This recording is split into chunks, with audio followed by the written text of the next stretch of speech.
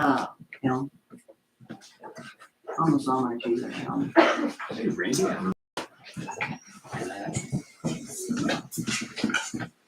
Are you leaving? I was looking for a light switch, but you turn that off. It's to turn that off. Yeah, It's on the wall, but oh, right. Yeah. like up by the mirror. What's that? It's up by the mirror. One of the stairs. Oh, Everybody yeah. sitting there. Darn chairs. I don't know how I'm not gonna be. Hi, Gary. How are you? Good, how are you? I think.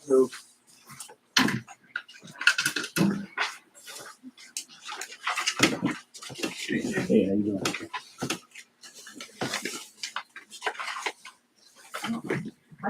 We still don't have any chairs yet? I think everyone's commented on the chair. Well, I said I would be sentimental about it. Had a tear coming through my eyes, I watched them burn.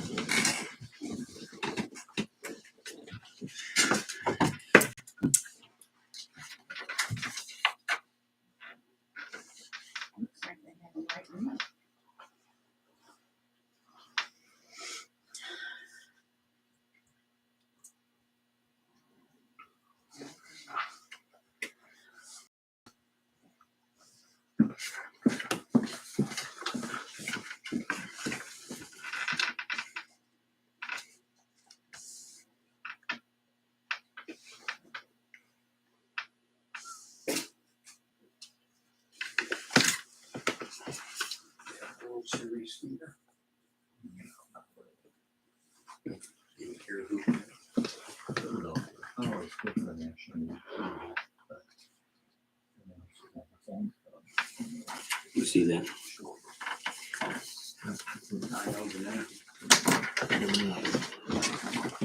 I saw your email, but I didn't quite read it till like 10:30 or so. Mm-hmm. And yes, we should be going out. I'll be here tonight. Mm-hmm. But yeah, everything I just Okay, looked at. But I knew. You know why Robin hasn't been here. Oh, she. Yeah, and she didn't think today was her last day. Okay. So tomorrow she has the official burial of her mother's ashes. That wasn't done because there's some kind of screw up at the funeral. And she's gonna do that tomorrow. This should probably be back Wednesday. Okay, we have enough for a quorum. Let's go ahead and get started. All right, we're gonna call the meeting to order. The Pledge of Allegiance. I pledge allegiance to the flag of the United States of America and to the republic for which it stands, one nation, under God, indivisible, with liberty and justice for all.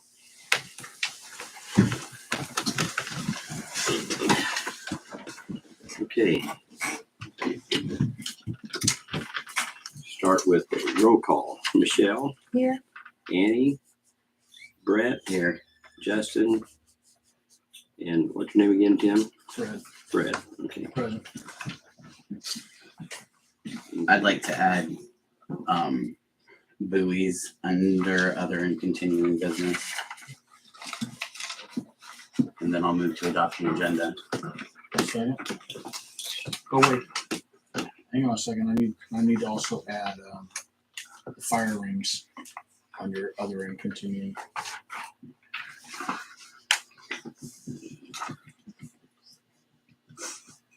Yep, I've been working.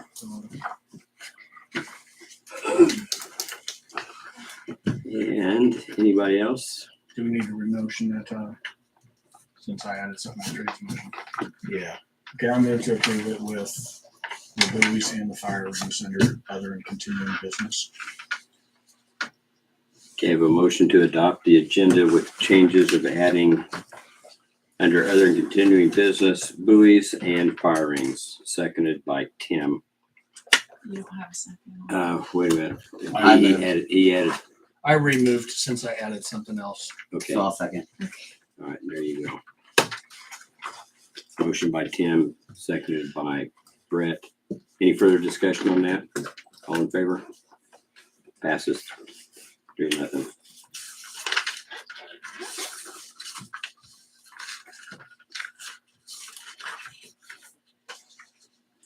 On the minutes, I have a bunch of additions or corrections or whatever, so I'm gonna move to not approve the minutes till the next meeting, and corrections go to Stephanie. I can go through some of them, I can't.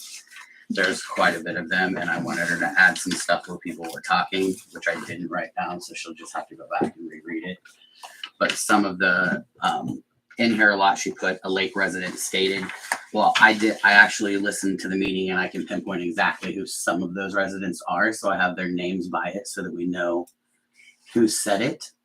I would appreciate that as well, because I was wanting to announce. And I'm just going by voice recognition. Cause I knew pretty much everybody that was in the crowd that night, and I wasn't able to get all of them, but I did get quite a few of them. So that'll be some of the changes. And then more so towards the end, there was a lot more that was said before there was the vote, as far as helpful things that Terry said that the residents should be doing. Other residents were quoting and adding stuff. I'll get this to you. Okay. Because it's a lot. Yeah, it was a lot, so.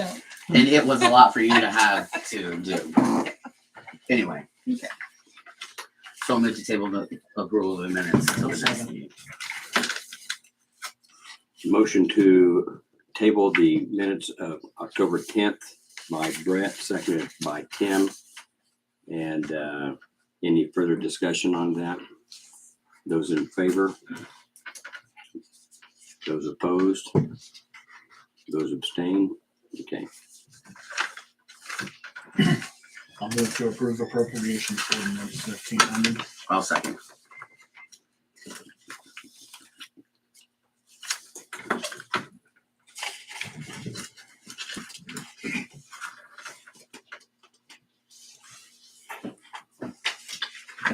Okay, we have a motion to approve the ordinance 1500 by Tim, seconded by Brett. Any further discussion? Okay, roll call. Michelle, Yes. Brett, Yes. Tim, Yes. Justin, are you gonna have a vote on that? I'll just abstain for now. Okay. It passes 3-0 and 1. And we're gonna open the floor now for public concerns. Does anybody have anything they want to talk about at this time? Okay. Let's go with Stephanie and City Clerk for her report, please. I actually really don't have much. I think everything is on the agenda. Just a reminder that the Eskridge Fall Festival is this weekend, starting at 10 o'clock in the park. And then one thing I kind of forgot to add Becky to the agenda. So I know we already approved it, but you might want to add her to. She can probably take Julie's spot since she's not here. Well, there we go. So, Okay. Is there a parade Saturday?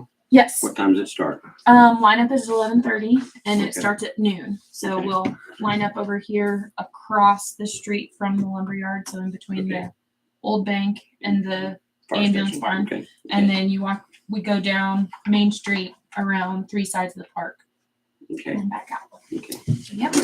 Very good. And is Do we still need Dina- volunteers, Stephanie? Yes, I think so. We got quite a few today, but yeah, if people want to volunteer, you can go to our Facebook page and sign up. Grand Marshal this year is Dina Kemp, correct? The Grand Marshal is Randy Randy. Kim, But and And Dina his- is Your donuts on. Oh, thanks. is riding in the parade in his honor. yes, very good. Very nice. Yes, yes. Good gesture. I appreciate that. Yes. Okay, Julie, stand up. Your report, please. Ow. I got here just in the nick of time. Yeah. Well, so far we've made $6,000 over what they made last year. We have one more week. So that's almost 60,000 then? I Yeah. think somewhere right around there.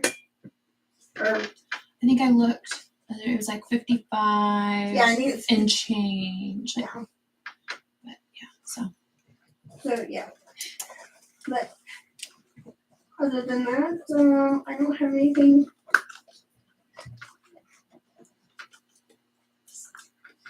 Oh, Robin, I talked to her today and she will be back out there doing some more cleaning and stuff around there.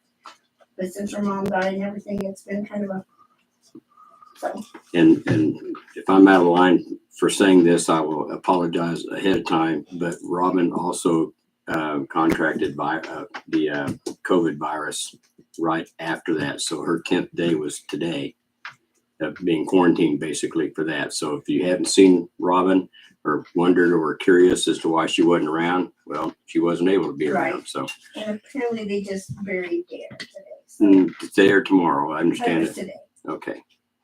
So she'll be back She'll Wednesday. be back doing things out there at the lake. I think Wednesday, is that right? Or is she gonna go out there tomorrow? Apparently she's gonna wake me up early tomorrow so I can let her in to get her stuff. So Okay, all right, apparently tomorrow. okay, thank you. And they don't have any other exciting things for the lake. Okay, all right. Any purchase requests or work orders? Anybody aware of? None? No, I just didn't know about Becky. I Oh, didn't have her on the agenda. Sorry about that. do we need to say anything officially, Todd, to get her? No, it's okay. Becky, you're up.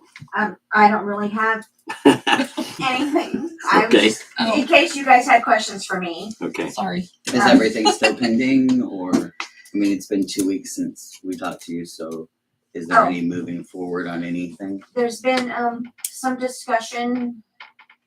One of the properties has been moved to the 30th because the property owner said, she had until the 31st, and I said, no, 30 days. So I thought, well, that'd be an easy mix up. So I said, okay, so the 31st. So we're gonna get together and do a walkthrough to see improvements, to see where the next step's gonna be. Is that the one that we have a court date set for, or a different one? It's a different, yeah, it's different. We don't Yeah. know what it's any nuisances.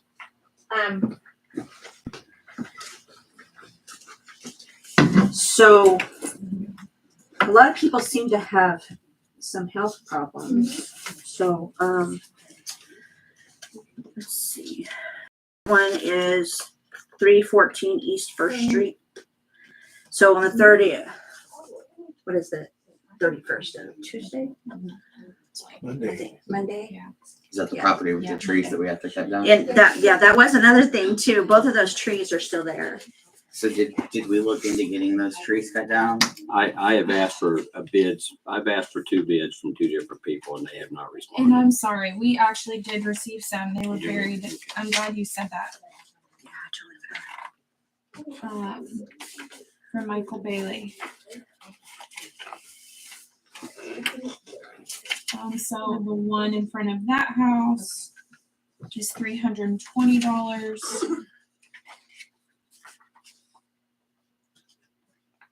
Looks like there's another one over there. Are there 2 trees? Yeah. The other one's $485. I forgot to include these in the packet. I apologize. So on the one on the first one on First Street, it's $320 to cut down and remove the tree. That's the way I'm reading that. That's Michael Bailey's bid. That's what I told him the job was, cut it, because when he cut down trees in the park, he merely cut them down and we were letting the city guys dispose of them. I told him this is not that job. This is cut the tree down and take it down to the dump. And there's 2 trees. Speaking of trees, though, I've noticed there's trees, like even in alleys, where they're getting into lines, and I don't know what lines they are, but lines. Is there anything? Does the city go trim branches and stuff out of the lines? I would not advise that. I know the lower hanging stuff is usually like phone company and it's less dangerous because it's not high voltage, but I still wouldn't advise that. So should I call the phone company? Should I Well, just start I calling? know they won't do it, but They won't? They said to Yeah. me that they won't send anybody out. So I know where we're at in the tree cycle as far as Eskridge. I think we came through 2 or 3 years ago. So usually it's a 5-year cycle. So We Oh, probably they come have- through every 5 years? Yeah, so we probably have 2 or 3 more years, so, more growth between now and then. So. Do they go down every street and alley? to They look? do everywhere Do they? Evergy has lines. They are supposed to. Okay. Yes. So would it do any good to call Evergy then either? Well, I mean, yeah, you can always do that, or I can look at stuff in town. It's not that big of a deal if you just give me an idea of what alley you're talking about or whatever. There's more than one. Yeah. And I don't have the addresses off the top of my head. We have an advantage with Justin because he works for that company. Okay.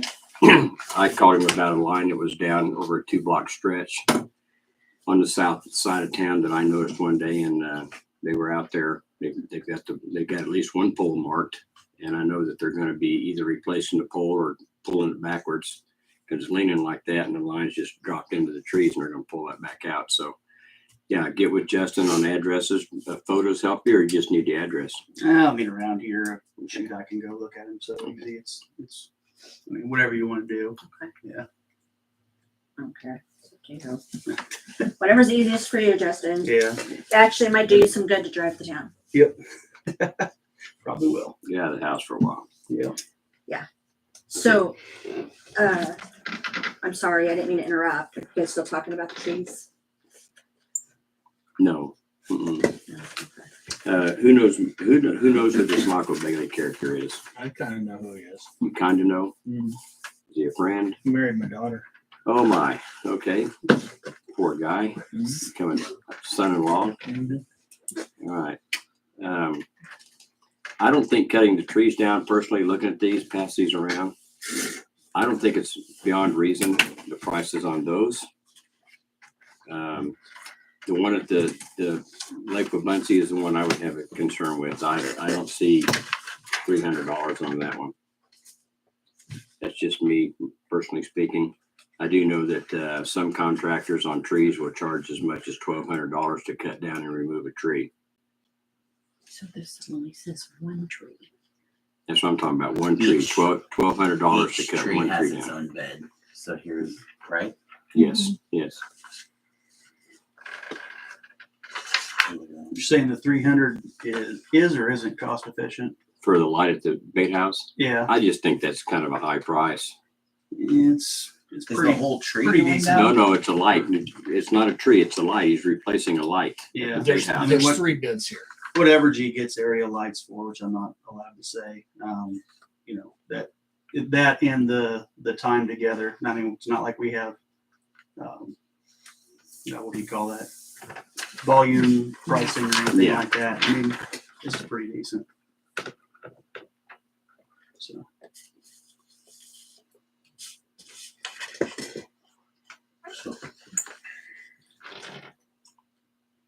Is that the light above my head? 35 plus 45. I think so. It's that one street light that Right. we thought was average. 45, And how much? Plus Plus what?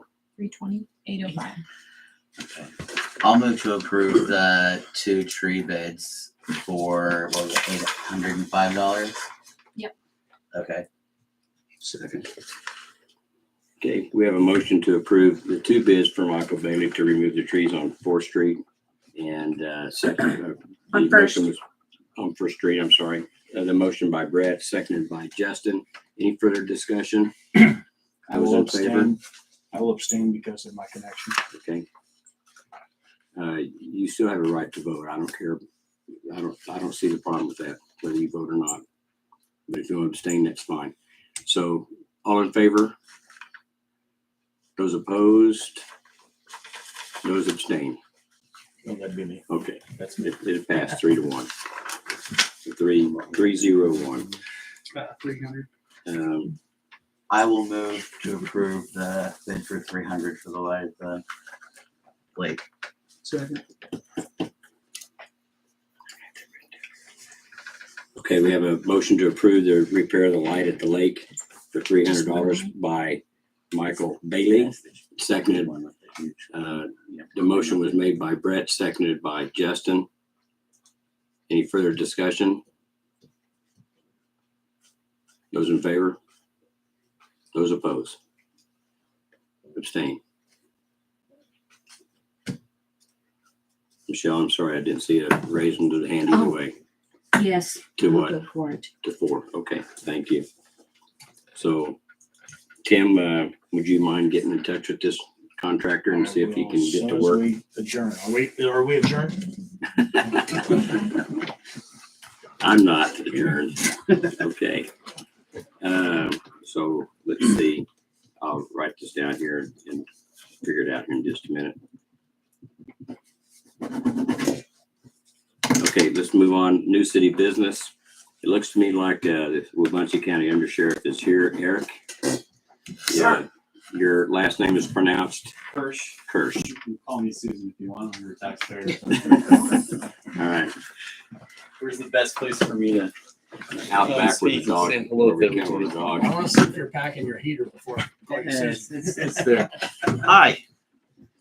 Hello, Eric. Hello, sir. Good to see you.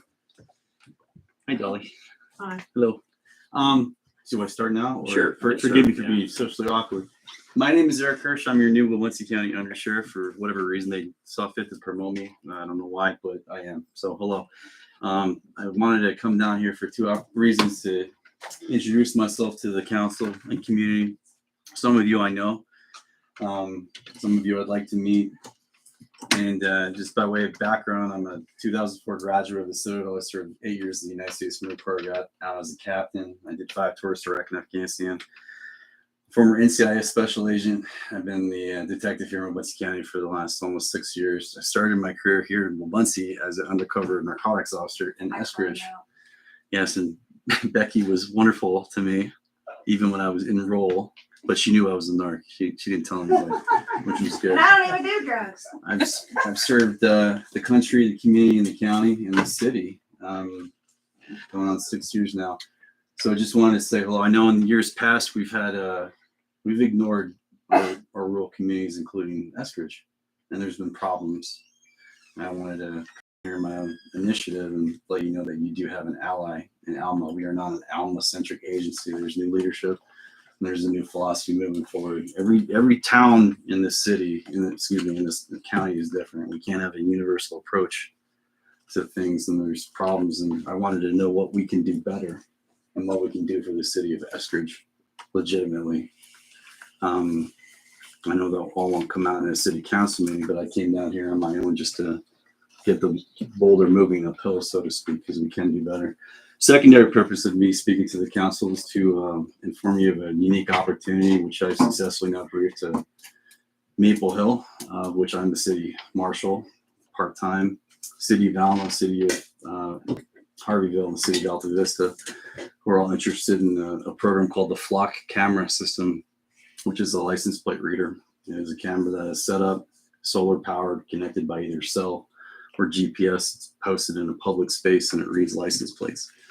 And what it does is establish a baseline of traffic that is moving through the area. Eskridge, Harveyville, most of South County, south of 70 is plagued by residential and commercial burglaries, the last of which was Eskridge Market, of which I solved the case, got the bad guy, and also took his truck. And now his truck is my truck. And Mr. Charles Matthews did over $53,000 of damage to Wabunsee County in November.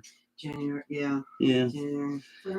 I applied for and obtained a search warrant, put a GPS tracker on his vehicle and followed him around doing crimes, and we sprung a trap, got him, nabbed him. He's in jail. He's looking at, I don't know, a lot of time. Agent out in the box. And the bad guy's vehicle, now it's our vehicle. And we're going to press that into service for further proactive law enforcement operations. So coming from a counterintelligence background, that's what I did in the Marine Corps. We use data to drive operations. We don't use driving around waiting for stuff to happen doesn't work anymore. And I'm tired of being a last responder because that's the brutal truth. That's what we are most of the time. So with the Flock system, what it does is it reads the plate and also reads the vehicle. So say if there's a plate registered to a Ford and it's attached to a Chevy, the artificial intelligence in the system says there's a problem. Dispatch gets a text, we get a report of it, we get ahead of it. So if there's, say, a suspicious vehicle entering Eskridge between the hours of 11:30 to midnight on a Tuesday, I get to put an officer in a vehicle to intercept it. And if I have a lawful reason for a stop, we will stop, investigate, and figure out what's going on. If that vehicle is associated with other crimes and other surrounding agencies that do have license plate readers, we can connect the dots and then go after in a proactive fashion instead of waiting around. So I'm tired of talking to homeowners and business owners after the fact. And this allows us to get in front of it versus just taking a report, because nothing ticks me off more than taking a report and not being able to do anything. I like putting handcuffs on bad guys. That's what I'm good at. And that's what your deputies are good at. Your officers do a tremendous. I did the initial backlog of reports. I just pulled all the calls. I think we have over 70 to Eskridge in this past year, resulting in over a dozen felony arrests. Well, you don't see. We don't put it on. It gets put on the arrest list on Facebook, but you don't see the body cam. You don't see the reports. You don't see the subsequent preliminary hearings and convictions. But we do what we can when we can. But we need to do more. We need to do better, and I'm acknowledging that officially. But Alta Vista was on board. I'm not speaking for their city councils, but I've had a lot of success with getting the ball rolling with the Flock camera. Preliminary pricing, I have a formal meeting tomorrow morning at 10 o'clock with the Flock camera for Kansas, and looks to be $2,850 per camera. And most of the cities will only require one. And then on the 366th day of operational service, it is $2,500 a year. So about $203, or I'm not very good at math. That's why I became a cop. But it's a subscription fee per month. So, but it generates a report. City government will have access to all the information in the Flock. It's not just something exclusively used by Muncie County. We run it through NCIC, National Crime Information Center, so every plate gets run. There will be privacy concerns with citizens, period, and there should be, because you don't want government overreach. I don't like cops that much. That's why I became one. So you don't really change something from within. But when my first moves as city marshal was to advocate and successfully install cameras into the city of Maple Hill, and can't say that had a 100% deterrence of crime, but it had a 100% efficacy rate on being able to reach back and see what's going on, get plates, actually find the guys that are breaking into vehicles, into houses, causing hate and discontent amongst the city. And I was ready for the pushback too, and none of it came from the citizenry. And that's 5 years now. It'll be 5 years in January. So some of the cons down here, the limitations of the technology will be the cell reception. There's more expensive options like satellite or GPS, but the Flock rep will have detailed answers for me tomorrow. I've got many questions of my own, but the intent is to populate the county with Flock. The sheriff's office is going to be installing additional cameras on our own budget or through our own ARP funds through the county commissioners to put Flock in the entry points on I-70, the K-99 bridge, 177 Cape 4 highway, and then down your Soldier Road and Harveyville, southeast of Harveyville. So the strategic points of which vehicles come and go, we want to find out who's coming and going and when. And it would only be accessed and vigorously looked at if we have an alert on a stolen vehicle, anomaly type tag, or if it's after, say, a residential or some sort of burglary, where we need to do a reach back and see who's moving and when, so I can get officers out ahead of it and in front of it.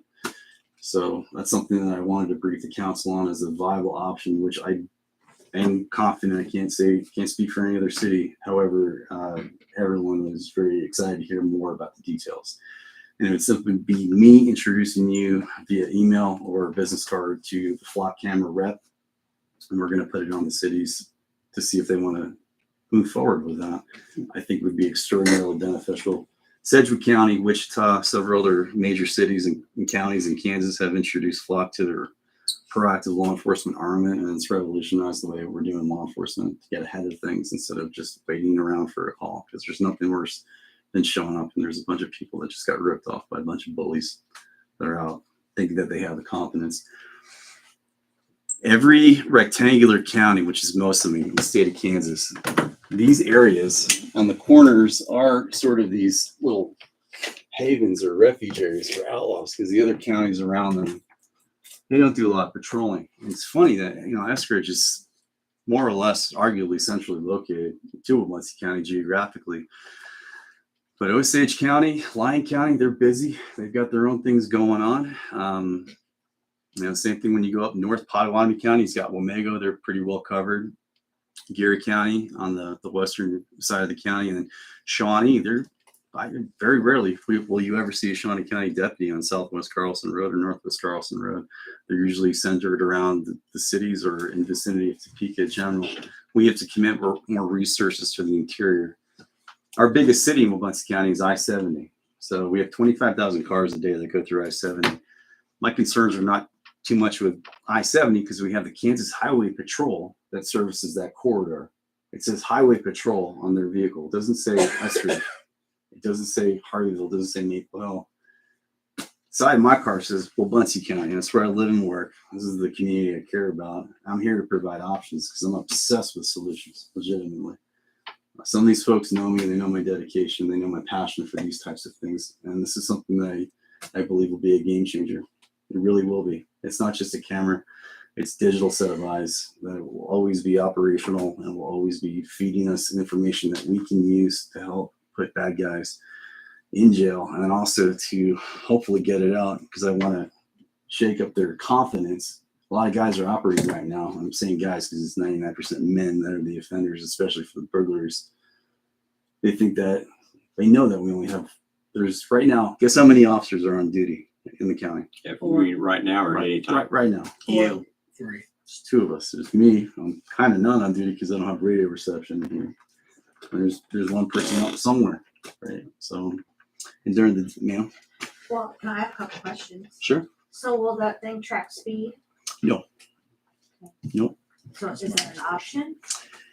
Not with Flock. I know a big complaint is how fast people drive through Sure. town. Hello. And then will it flag if a license plate comes up that maybe someone's looking for it, like a stolen Yes. vehicle or? So if you have one Right. Flock camera, you have access to every Flock camera in the United States. So there's a bad guy doing dirt in Watching you going from town to town. New York and New Jersey or Sedgwick County, somewhere a little more plausible. Yeah, if there's an issue down there and they got someone, if there's a Sedgwick County deputy or Wichita PD auto theft unit guy that flags a tag and it shows up in Eskridge, we're going to get a hit and we're going to go investigate. Because right now we don't know, and I don't stop everybody all the time. It doesn't check speed. It's a camera, not a video system, but it takes a really high definition photo of a license plate. Then it runs the plate. It's like a digital cop. It runs the plate automatically.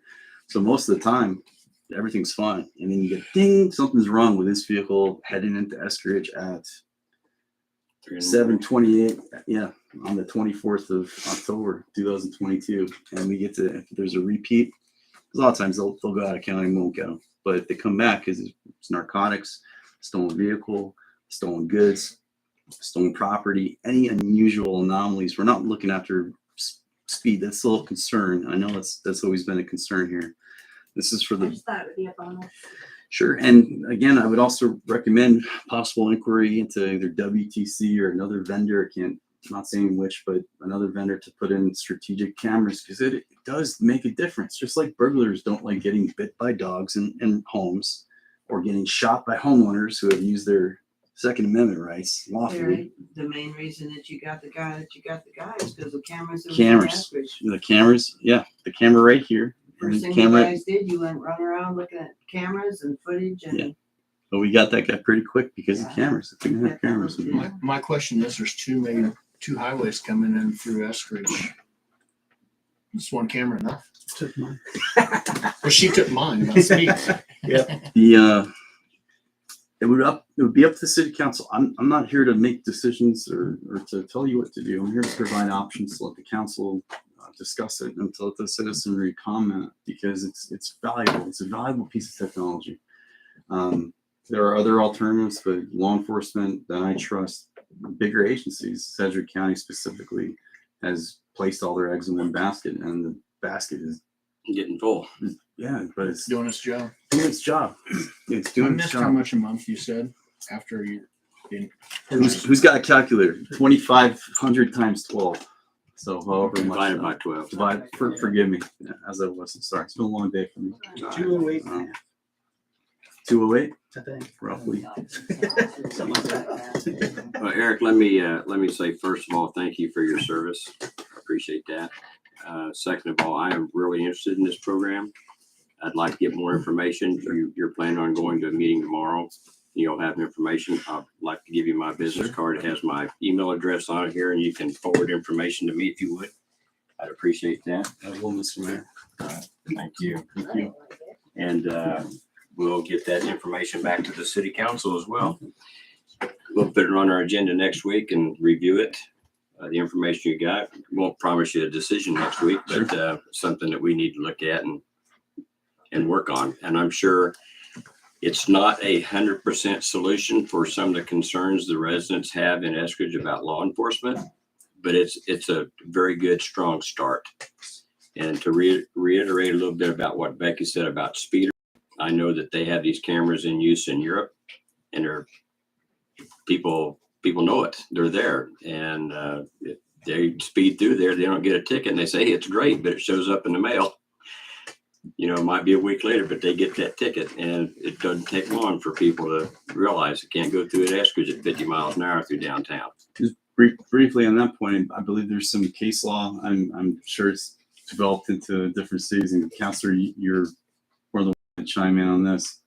But there's certain state agencies I know in Maryland specifically who have taken down the speed ticket cameras due to people affirmatively defending themselves, going, well, there wasn't a law enforcement officer, and endless, I guess, Right, to face your accuser, basically. exactly right. Yeah. So, but this is your speed sign is a deterrent. A fake camera is a deterrent. I've successfully talked people into purchasing on Amazon those fake.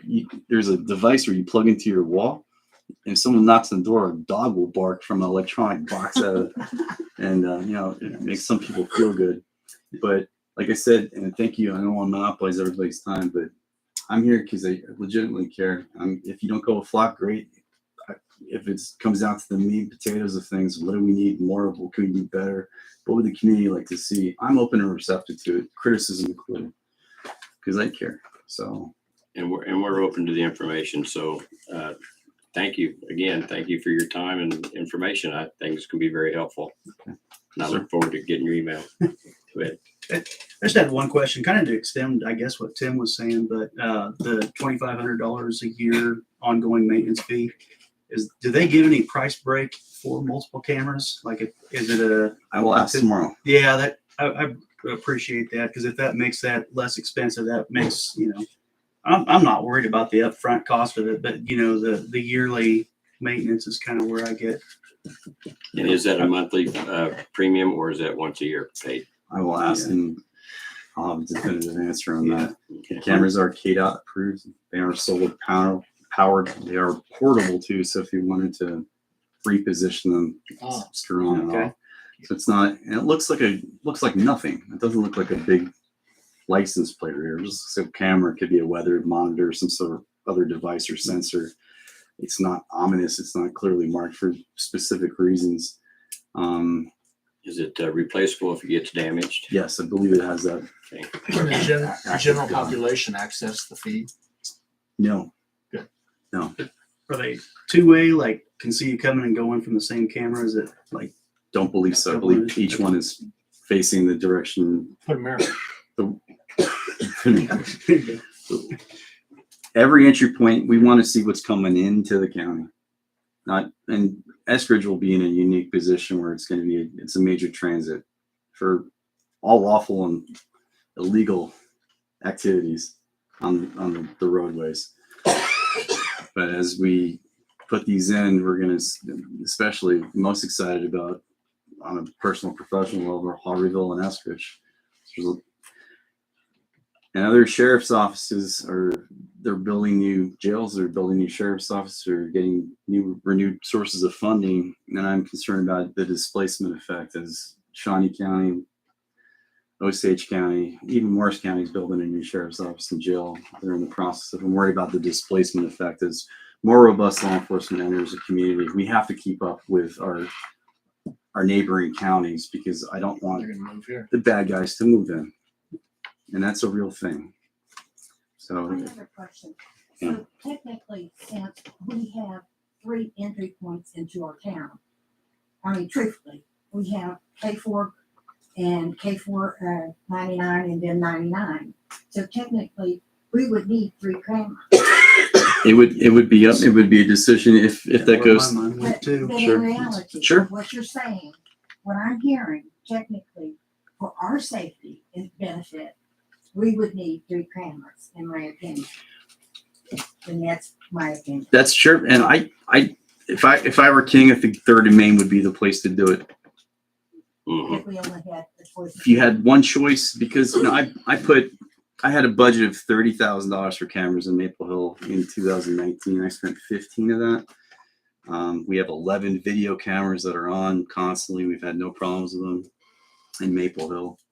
There's a large, every year like clockwork right before Christmas, we seem to get hit, unlocked vehicles. Gang members come out of Topeka looking for firearms and vehicles because they know in small Kansas towns, people love the Second Amendment. They don't lock their vehicles though. So every year like clockwork, and even with the cameras, I've never caught the bad guys that are breaking into vehicles. They don't break windows or windshields, but they'll just open the door and move on. So, however, if I had a license plate reader, and I will in Maple Hill this time, at least 3 months from now, I'll be able to see which vehicles are coming into our city. And then even if it's a rental vehicle or a stolen vehicle, I'll have something. I'll have a position, time frame fix, and then last known direction of travel. Especially if I only have one camera, but with any camera, you'll be able to tell who's passing, which direction they're going out of here. It's going to be north, west, or east, or south, really. But that intersection might be your best bet for, this is something we could talk about once the council has details. But I believe it to be an outstanding addition. We can't afford a full-time cop to come down and just service any one town, but we can put these cameras up and see who's coming and going. So it's my 2 cents. And again, thank you for your time. I really do appreciate it. Can I ask one for you? Sir?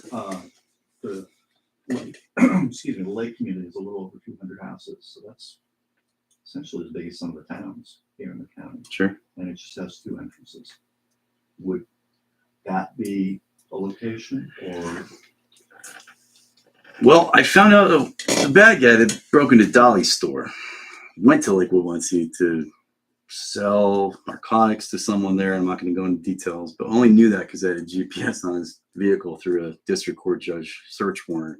I had a covert GPS. That was fun crawling under that guy's vehicle at work one day and trying to, hopefully he didn't come out and shoot me. But anyway, he didn't, thankfully. But Lakewood Muncie is a relatively low crime area.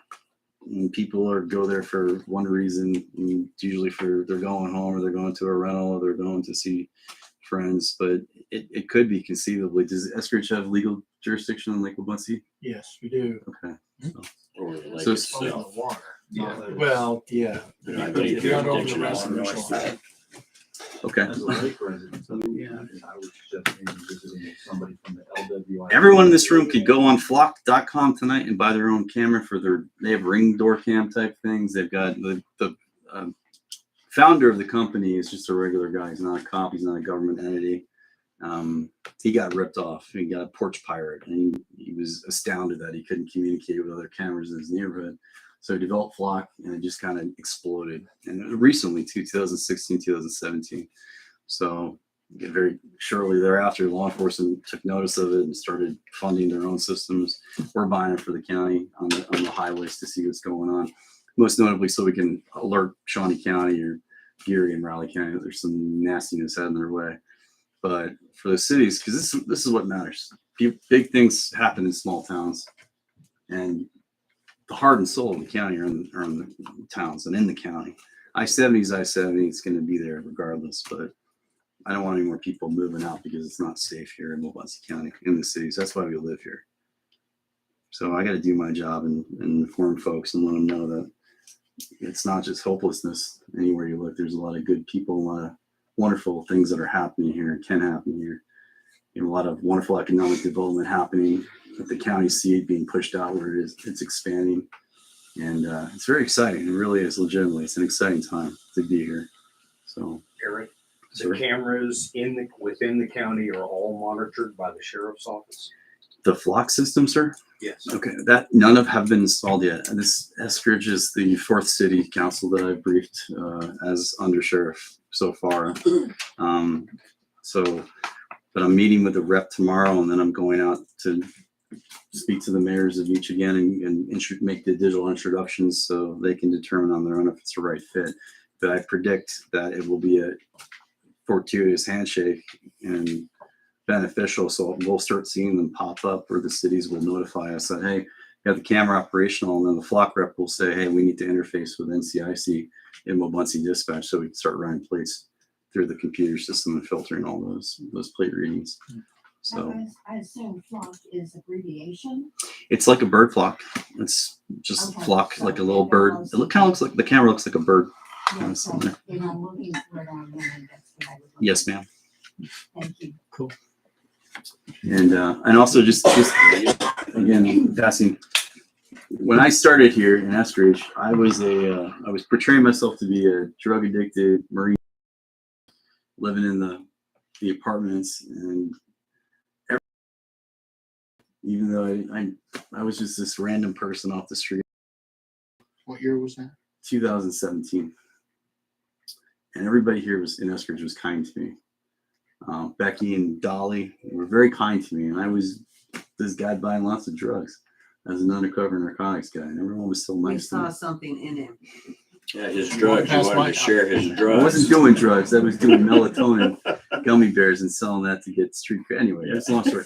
But yeah, but I just there's some remarkable people here that treated me well in a position of mock disadvantage, but nonetheless, they were very kind and very, very nice to me. And I appreciate that. That's the quality of this town and county. So I just want to say thank you very much for taking up your time. And Thank you. permission, I'll hang out for the rest of the meeting. If that's okay. Sure, yeah. So, Thank you Thank for you very coming. much. Appreciate it. I'm going outside for a second. Come on. Okay. BG grants. So I didn't get, I spoke with Mike one day, it was last Tuesday. But one of the things I found in researching the grants that I know there's different ones for facilities. I think we've gone for that before for the parks. There's different ones for housing and such, but in general, you know, they always have these Excel spreadsheets. They post the websites, and here's all the towns that got the grants. Usually they have a cut line at some point, and they have, you know, the towns that didn't get the grants and their scores, they're below the cut line. The ones that had the higher scores and got the money were above the cut line. Well, the thing is, the cut lines were either very low on the sheet to where there was maybe one or two cities that didn't get the money while a lot of cities did, or there was no cut line. It was fully funded. You put it in an app, you got money. So, you know, with that said, I know they have a $600,000 cap, so you can't just ask for the world, but I'm not really the dreamer type to try to the most attention in this town to be able to. I do know, I think February is the process. I know they have some meetings associated with that if you don't attend that meeting, you get docked on your score. At least that was the old process. They called them a kayak meeting. But with that said, I didn't see that in the formula for the newest round of everything. So maybe they've done away with those, or done away with that 10-point dock for that. But Mike mentioned that government service. They've been here before. We've kind of had some bad blood with them just because, the park grant, and they turned in something that was very low quality. And we watched all the other towns around here get park grants and have very nice parks because of that. And that's one reason that our park board was born, just because that we were doing something at that time as a result of that. So, Is that restricted just to the cities, or could we use it out at the lake as well? I'm not sure, to tell you the truth, Terry. It's a possibility. I would imagine it's still probably by applicant. It's probably $600,000 limit, but I don't know the answer to that question. But yeah, I don't, like I said, I don't have any great ideas of what to go for, or if we can even still get in on 2023's grant. It used to be this time of year was when they were turning in things, when they were awarding things, and it seems like that timetable has shifted either forward or back. I don't know which So- way, but So did you mention February they're gonna have meetings?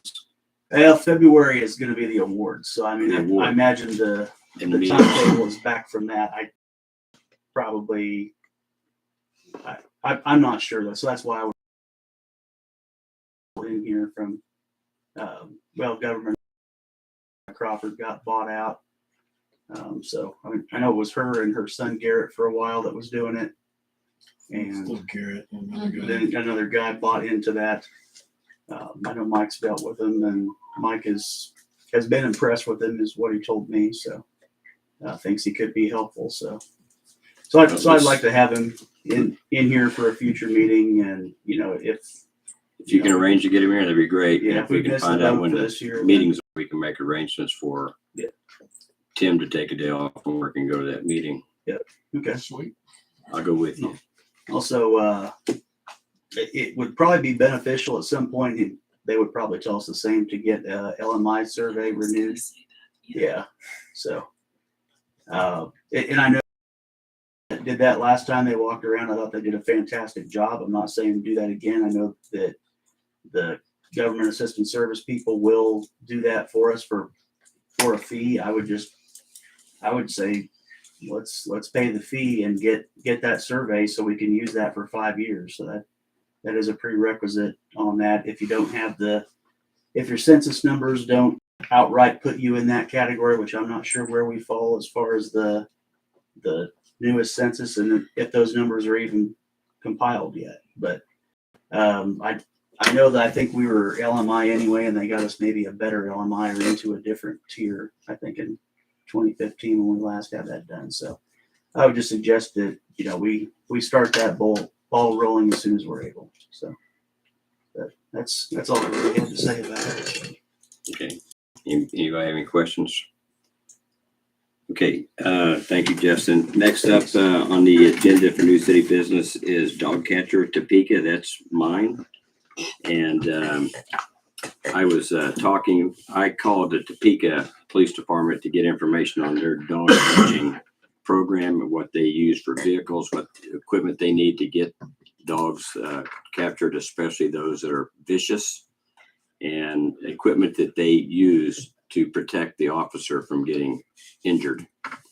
And the more I talk to them, the more I'm convinced that we should send our dog catcher, Aspen, for a one-day ride along with the Topeka Police Department. And I just want the council's blessing on that. This would be pretty good, be a pretty good instructional day for her. And it would give her an idea of what equipment that we need to get that we don't have. For example, the only thing that I know of that we have in this community to help protect the dog catcher is mace that we just recently ordered. So I don't want her to use any type of stun gun or dart guns or anything like that. I'm probably the one to be showing her how to use it, and I'd shoot myself. That's probably what would happen. So I don't want to take that chance. But I think there are other means of controlling animals without having to shoot them. That would obviously be a very, very last resort. So I just wonder what the council thinks of this idea, sending her to Topeka for a one-day drive along. My thought is we'd pay her for the 8 hours or 4 or 6, whatever it takes to be there, and per diem for the day, and mileage for her personal car use going back and forth from Topeka. I don't have a cost. The ride along is free, I can tell you that. So it'd just be the hourly wage and her per diem. I can get behind that, certainly. I don't see that it's gonna hurt anything. I think it's a good idea. Michelle? I think it's excellent. I don't think we need a roll call. I don't think we need a vote on that at all. I'll just make the arrangement. I'll get with Aspen and we'll get with the police department and we'll get a date set up for that. Get her done. Can I say something since you got that up? Sure. Since the last meeting and nobody knew who everybody was, I'm Marcia Cook. For those of you who don't know me and those you do, and whatever, it doesn't matter. In seeing that online on the agenda, it made me think of something. I know we're not supposed to make a profit on dog catching and stuff like that, but I just put some numbers and I talked to Stephanie today because it's been something that nags me every time I come in for something. $2 and $5. That's it. $2 for a spay or neuter dog to register them, and $5 for an unaltered dog. Stephanie says we roughly register 25 dogs a year, and I know there's more than 25 dogs in this town, but we register 25 dogs at $2 a piece, so we make $50. And and the tags are 18 cents a piece, and Stephanie says it takes about 5 minutes to register per dog. So if she made $15 an hour or whatever, that's $1.25. And you start figuring that up. And if Aspen has to go one time to get a dog, and let's just go on the cheap side, 15 minutes to catch the dog, she makes $15 an hour as well. So you start figuring her costs and stuff. You're talking 25 dogs at $2 is $50 a year. 25 at $1.25 for her. She's already spent $31.25 of our $50 that we made from registering dogs. 18 cents is another $4.50 we're out of pocket for registering those dogs because we gave them a tag. So we're up $14.25 until one dog is gone after, and even if it's only 15 minutes, that's $3.75. She has to feed that dog for 3 days. We don't charge him for feed. We can't do that, but she comes down 15 minutes roughly, waters, feeds the dog for 3 days. Now we're in the hole. Now it's $15 for her. And then we take a trip to Auburn because somebody claims it. Let me interrupt you just for a second, please. Who can tell me how many days that we keep a dog here in our control before we take it to Auburn? 3. It is 3 days. Okay. 3 go days. ahead. That's what I thought I just heard wanted in to verify previous that. meetings. Okay. And you take a trip to Auburn. Let's say it takes an hour if you're lucky. So our dog catcher drives it down there, drops it off, comes home. That's another $15 for that person. If they euthanize it, a little tiny dog is $75 if nobody claims it. We're in the hole for $90.75. We've hit them for a $25 fine because it's 25 to 100. So we just lost $65.75 on one dog. We just don't charge much for registration, and we want this dog catcher and we want her to go and learn so she can handle this and nobody gets hurt. And I know we're not a profit, and I know I worked at a facility where I couldn't make profit off the residents. I sold candy bars. I know that doesn't compare, but you sell the candy bar for 80 cents and instead of 78 that you bought it for, you make 2 cents. There's no tax. You make a profit. What you do is you go back and you take all that money back and you buy more candy bars and you sell them. And then if at the end you have money left over, you go buy them a new microwave or you do something and they get it back. So I'm not saying we should make profit, and I know that. And I know there's court costs, and I know you can't charge them for feed because I know Todd has said that before. And our fines, our fees are $25 to $100 for a regular dog and $100 to $400 for a vicious dog, if we charge them that much in court. That's what the thing said that I read. So you're saying the minimum that we lose if we The only- minimum if we only with had, one if dog. we only had one dog, Right. that a dog catcher had to deal with, Yeah, and we had to take it and we to, ended up going to Mhm. Auburn, just one dog throughout the entire year, you're in the whole $65.75 $65 just for one dog. and for each dog after that, what are we in the What's, hole? you're talking the same thing because Well, it'd be- basically, no, it'd be 65. That would change, wouldn't it? Wouldn't that change? It Well, it would- $65 for every. It'd be 65 for every dog, then, wouldn't it? almost, because you're figuring your total cost of $50 for the dogs that you registered, 25 dogs at $50 plus. Then you take Stephanie's time, and she says it takes about 5 minutes. Yeah, And I if know. somebody has 4 dogs, then she spent 20 minutes, but it's still 5 minutes per whatever dog it is. It doesn't matter. I think we lose an additional $50 for starting with the second dog because you've already Well, deducted that out probably, of- yes, out of the 50 to Yeah. start with. because you've already done all this and then the next dog comes along. So That's it's just something I interesting. wanted to throw out because it's something I thought about for years and years and years when I come in and I see that and register. And we used to have to register our dogs when my mom and dad had them, and I think it was $2 and $5. My parents have been gone for 20 years, Sure, 25 yeah. years. The money for the registration fee was supposed to cover nothing more than the registration fee and the tag. The money that we, as her math is showing that we lose, is recouped when we charge the dog owner. Do we always get paid? Of course not. Okay. Is it worth it? I believe absolutely so. I see. So the only reason they take them to Auburn anyways, because Is the if they're dog goes unclaimed. unclaimed. Is that Right. If correct? they don't go unclaimed and they come in and pay Yeah, their I fine, understand then, that. then you don't lose that much. I understand, but that's the only reason they go to Auburn if the dog is unclaimed. Is that right, guys? And have we ever taken one to Auburn? I think we have tried to Yes. exhaust. We have with Boomer. We Yes, took- Booner used to take them. Yeah, Sally We went over haven't- the top taking she care of did. dogs at home and stuff, but she did. we were spoiled with her, so that's Yes. not gonna happen again. Yeah. Probably. But It's just a thought to throw the out idea there. that we can't charge for food, I'm not sure that that's correct. We can't charge for food, can we, Todd? Yeah, yeah, sure. I think You that can. You It can was- fine for boarding.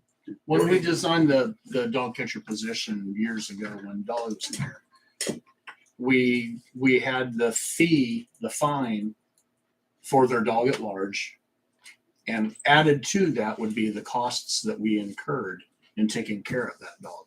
So if it was 1 day, it would be X number of dollars. 3 days, 3 times X. So how do we choose what's a $25 fine and a $100 fine if it's only between 25 and 100, or it's between Well, 100 but and that's 400? just, I mean, the fines are set by ordinance, but you guys set the fines. So first rattle out of the box is, if you don't like the level it's set, reset it. Yeah, that's what I was going to ask. Yeah. So that what are the ultimate limits? I mean, reasonableness. You're right in the sense that each thing is supposed to be its own thing. Registration is supposed to be a method that you guys keep track of dogs. It's not meant to be monetary compensation for everything you do. The monetary compensation is that if you have a dog at large, you take it in. First, you've got everybody registered, so you can charge the owner, make them pay the fees, and pay for boarding costs, because I think that should be in there. If not, you could change it to say a standard boarding fee, or just say the officer, the animal control officer will assess you the costs of whatever. And there's no reason you guys should be shorted it on any of those. And maybe it just takes somebody sitting down with an eye for it just to say, okay, here's each section where it says $, sign, and I'm going to increase that one, this one, this one, this one, and then you got it. Then you're covered. And there's no problem at all with doing that, in my mind. You know, the idea that you can't profit is true, but that doesn't mean. Gotta go on the Break hole. even. But no, but it's not that.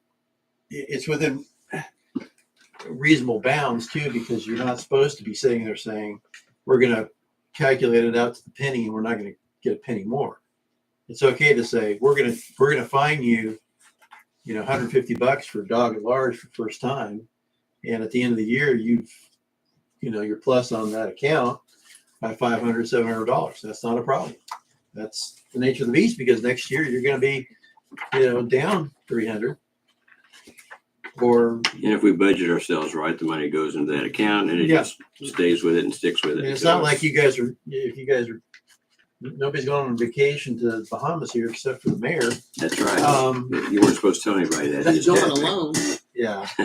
Going alone. That's Yeah. why he's going. So, and just who are you related to on this council there, Yeah. Mrs. Cook? Yeah, I was gonna say all that. But Nobody today. Okay. Since I'm it's a all citizen going today. into the general fund, it's no problem. So if the result of this is that, somebody wants to take that ordinance and go down those numbers and stick a highlighter on them and then say, let's go up 20, 25, $50, whatever, go right to it. Okay, and just one other thing that came to mind, because I have a neighbor that's no longer with us that I know had 20 dogs in her house. She is no longer here. I know she never registered more than 5 dogs if she registered that many. And I know that if those more than 5 dogs were outside, she would have had to have a kennel license, and she faked that for all those years. Now that she's gone, she can be mad at me from heaven or whatever. But how many dogs are we supposed to have? Because I know she broke the I rules. think it's 6. 4? 5 or 6. You're not It's supposed to 4. have 4, but that's the limit. 4. Okay, I thought it was 6. And then if you I have thought it more was than 5 4 too. because you're having puppies or something, there's a I kennel thought it was license, 5. but there's no charge for the kennel permit. I think it was 4 that we looked up That's what today. it says in the code. Okay, well, Was that's that the an ordinance, ordinance? that's the one. How many is it? 4. 4. Any more than So that? that one house that everybody drives past all the time that has all those dogs. But it does say in the code too, you can get a kennel permit, like Yeah. for puppies and stuff. So I asked about that, but there is no charge for a kennel permit. I You just have to can- have one. Yeah, I was So, like, I you couldn't follow even that. find where we have one. So I don't know if that's ever been anything. But basically, it was like a conditional I think it's use the state- permit wouldn't by they- the council. Does the state have to license that too? Wouldn't a kennel didn't permit be, say for she should've example, been, if my friend. the dog has, say, a litter of 4 or 6 puppies and the kennel permit is just to allow them to keep those animals No. until they're weaned and then they No, I can- think it's actually the opposite. If it was just a dog with puppies, it's all more than 6 months old. I think it's usually a break point. Meaning they say if there's a dog and 4 puppies over 6 months, that doesn't count towards the number. the puppies don't count. No. At 6 months, they would count. They start to count. Yeah. Okay. Okay, thank you. Time. Yeah.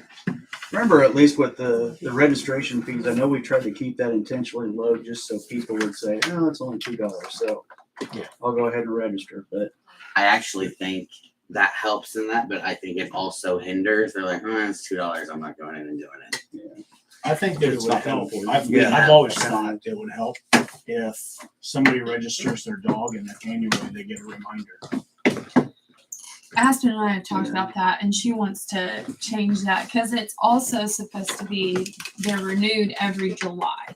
Well, that has kind of fallen to the wayside because the rabies clinic ended up getting pushed back to this September, which I've already talked to Jenny about. Maybe next year, let's move it, try to do it sometime in the spring, and then send reminders out to everybody that you have to have your dog registered by July, whatever it says in the code.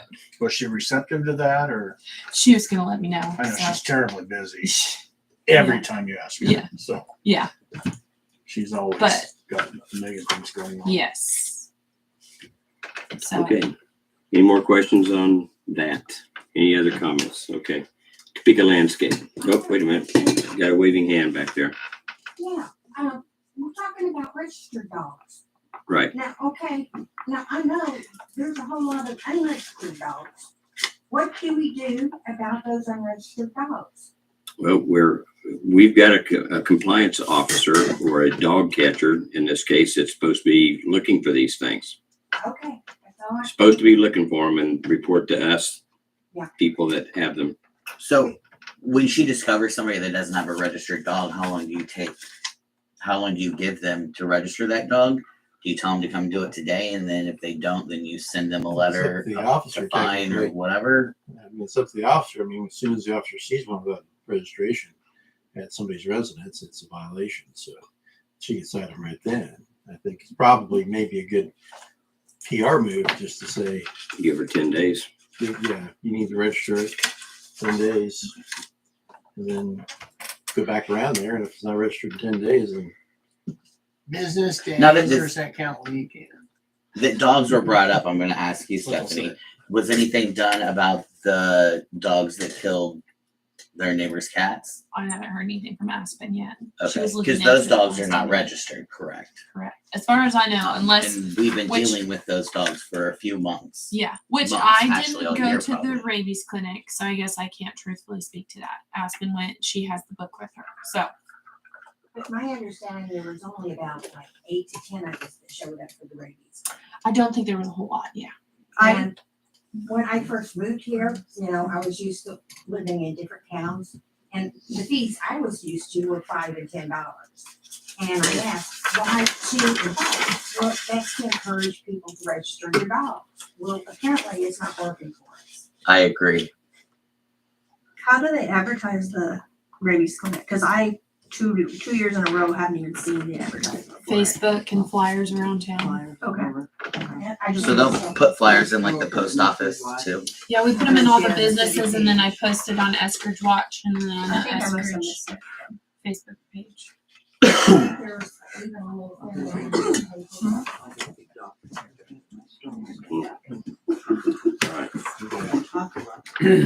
Nathan. One thing that might help with the rabies clinic is putting it in the mailbox, because I work 2 jobs. I don't go on Facebook, and the only time when I'm in town is the mailbox. So maybe putting something through the mail might help with that. And I didn't know Considering how about many registered dogs we have, that wouldn't be that many notices. Well, we've Yeah, got I 25 that What's the register and we probably have 50 I that was gonna don't say, register. how much is it for a Because I always stamped- get How much my is it for a dogs sent stamped to vet. letter? Me 60 too. cents roughly. You know, I think 58 the last time I went and bought stamps, and I was told then that they were going up. So Do you get 60. email or access email regularly? I'm a person that doesn't, so that's why I'm asking. Yeah, but That's all it would take. I have 4 emails that I check on a daily basis, so Okay. it's easy for me to miss something. But if you Where I did- was going with that was like if there was a sign up sheet that she could just automatically email everybody that wanted to be informed of the clinic 2 weeks, a month, or That's a good maybe idea. twice. Yeah, everybody's Before probably the- correct with- And I was going to say, if that is on this, rate, last freebies clinic, I think, what, 2 weeks in advance is what we knew about it? Yeah. It might have been a little shorter notice this last time, but I think it was all with her busy scheduling, and we're very lucky that we have her come out Yes. to do So the lucky. clinic for our town, because not a lot of places wouldn't do that. So, and I think it was just scheduling conflict the last time, which is the short notice. And I think what he was talking about is the general flyer going out, which is Just something to go onto the bulletin board in the post office, or just. I did that, yeah. Um, In the grocery store? And bank. Just stop. And the bait and house. something. And the bait Thank house. Yep. All over everything. And the bait house, Julie. Okay, am I late? All right, let's move on. Let's move on. Speaking of landscapes next on new city business. All right, that's me. Everybody knows we had our bandstand redone. It's been a year now. But in getting the bandstand redone, we never had it skirted around it with stone or edging. And in the last year, it's been splashing up, staining, and affecting wear and tear and the longevity of what we spent thousands of dollars to fix. So we had to immediately talk about that and get a bid. So we went back to Topeka Landscape that gave us the original bid, which was $4,800 to do the landscaping around there. I think I had mentioned to the council that I was talking to them at the last meeting or maybe the meeting prior to that. But we've talked about it at the park board. The park board with the seed grant that we're going for the entrance sign and the playground that we just did with the mulch and everything, we are tight on funds, not that we can't cover this. But in our meeting for the park board, I wish Annie was here because she can speak better than me, but we decided to go ahead and move forward on it because they told us that they could also have it done for the fall festival. So we did that. It is done and installed and ready to go. It was done last Thursday, I believe. But so I'm here after the fact, of course, because like I said, we are tight with money with the projects we have going on, but we could cover it if necessity, but we would like the city to cover that cost of that. The cost went down from 4,800 because we tweaked some of what we wanted, and so the bid or what we paid to have it done is $2,697.19. So we left out landscaping of shrubs and stuff. This time we just went for the Colorado River Rock boulder. There, everything's like 2 to 4 inches is the size of the stone. We will go back and landscape at a later date. We have had a class from the 80s reach out to us and want to buy shrubs in memory of each person that's died from their class. So we'll do that at a later date.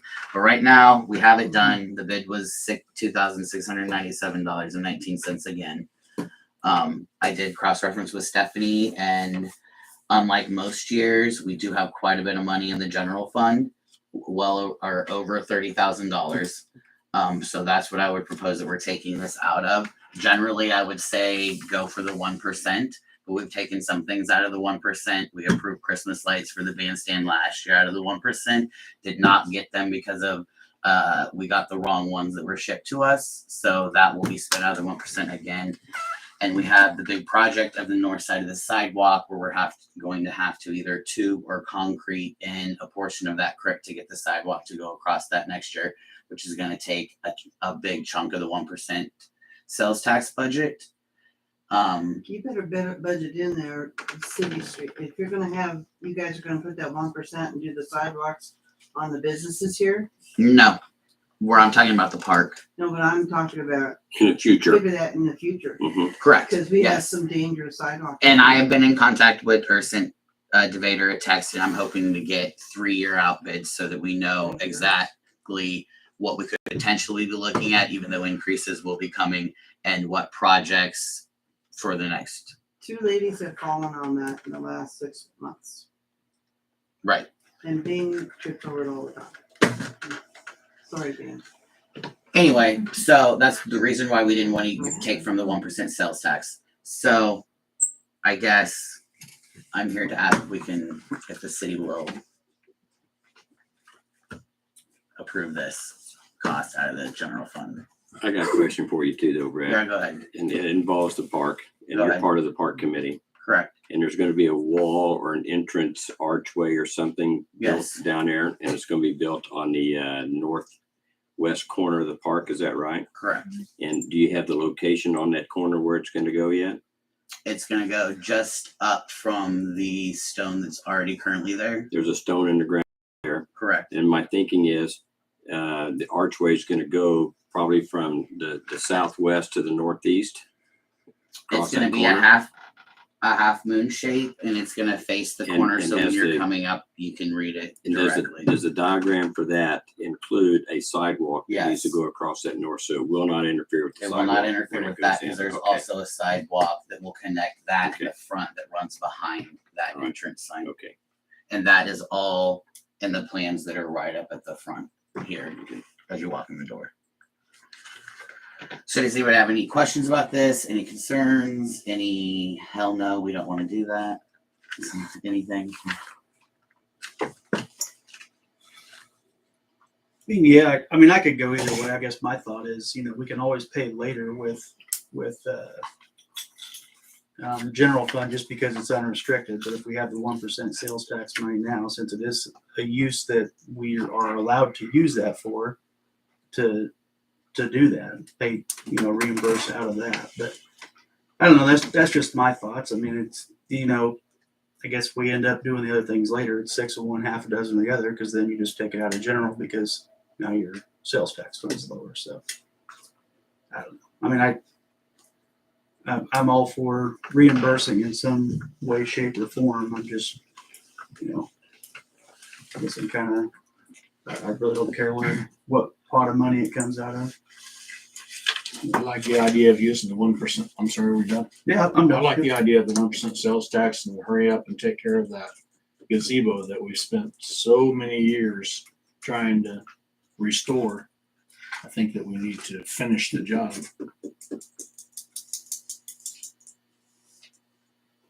Well, I'm glad to hear that you're willing to reimburse back, but I do want to state again that the north side of that park may not get done if there's not enough sales tax in there next year to accomplish it, which will push several other future park projects back because that's not done as well, which means it's pushing several projects potentially years back.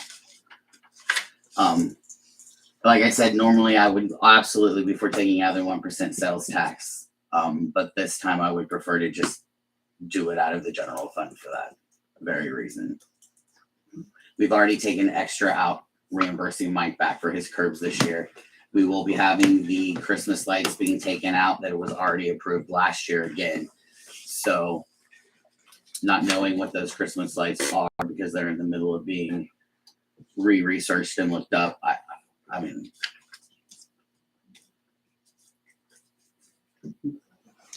Vote to reimburse the park board $2,697.19 out of general fund. I'll second it. I'm asleep.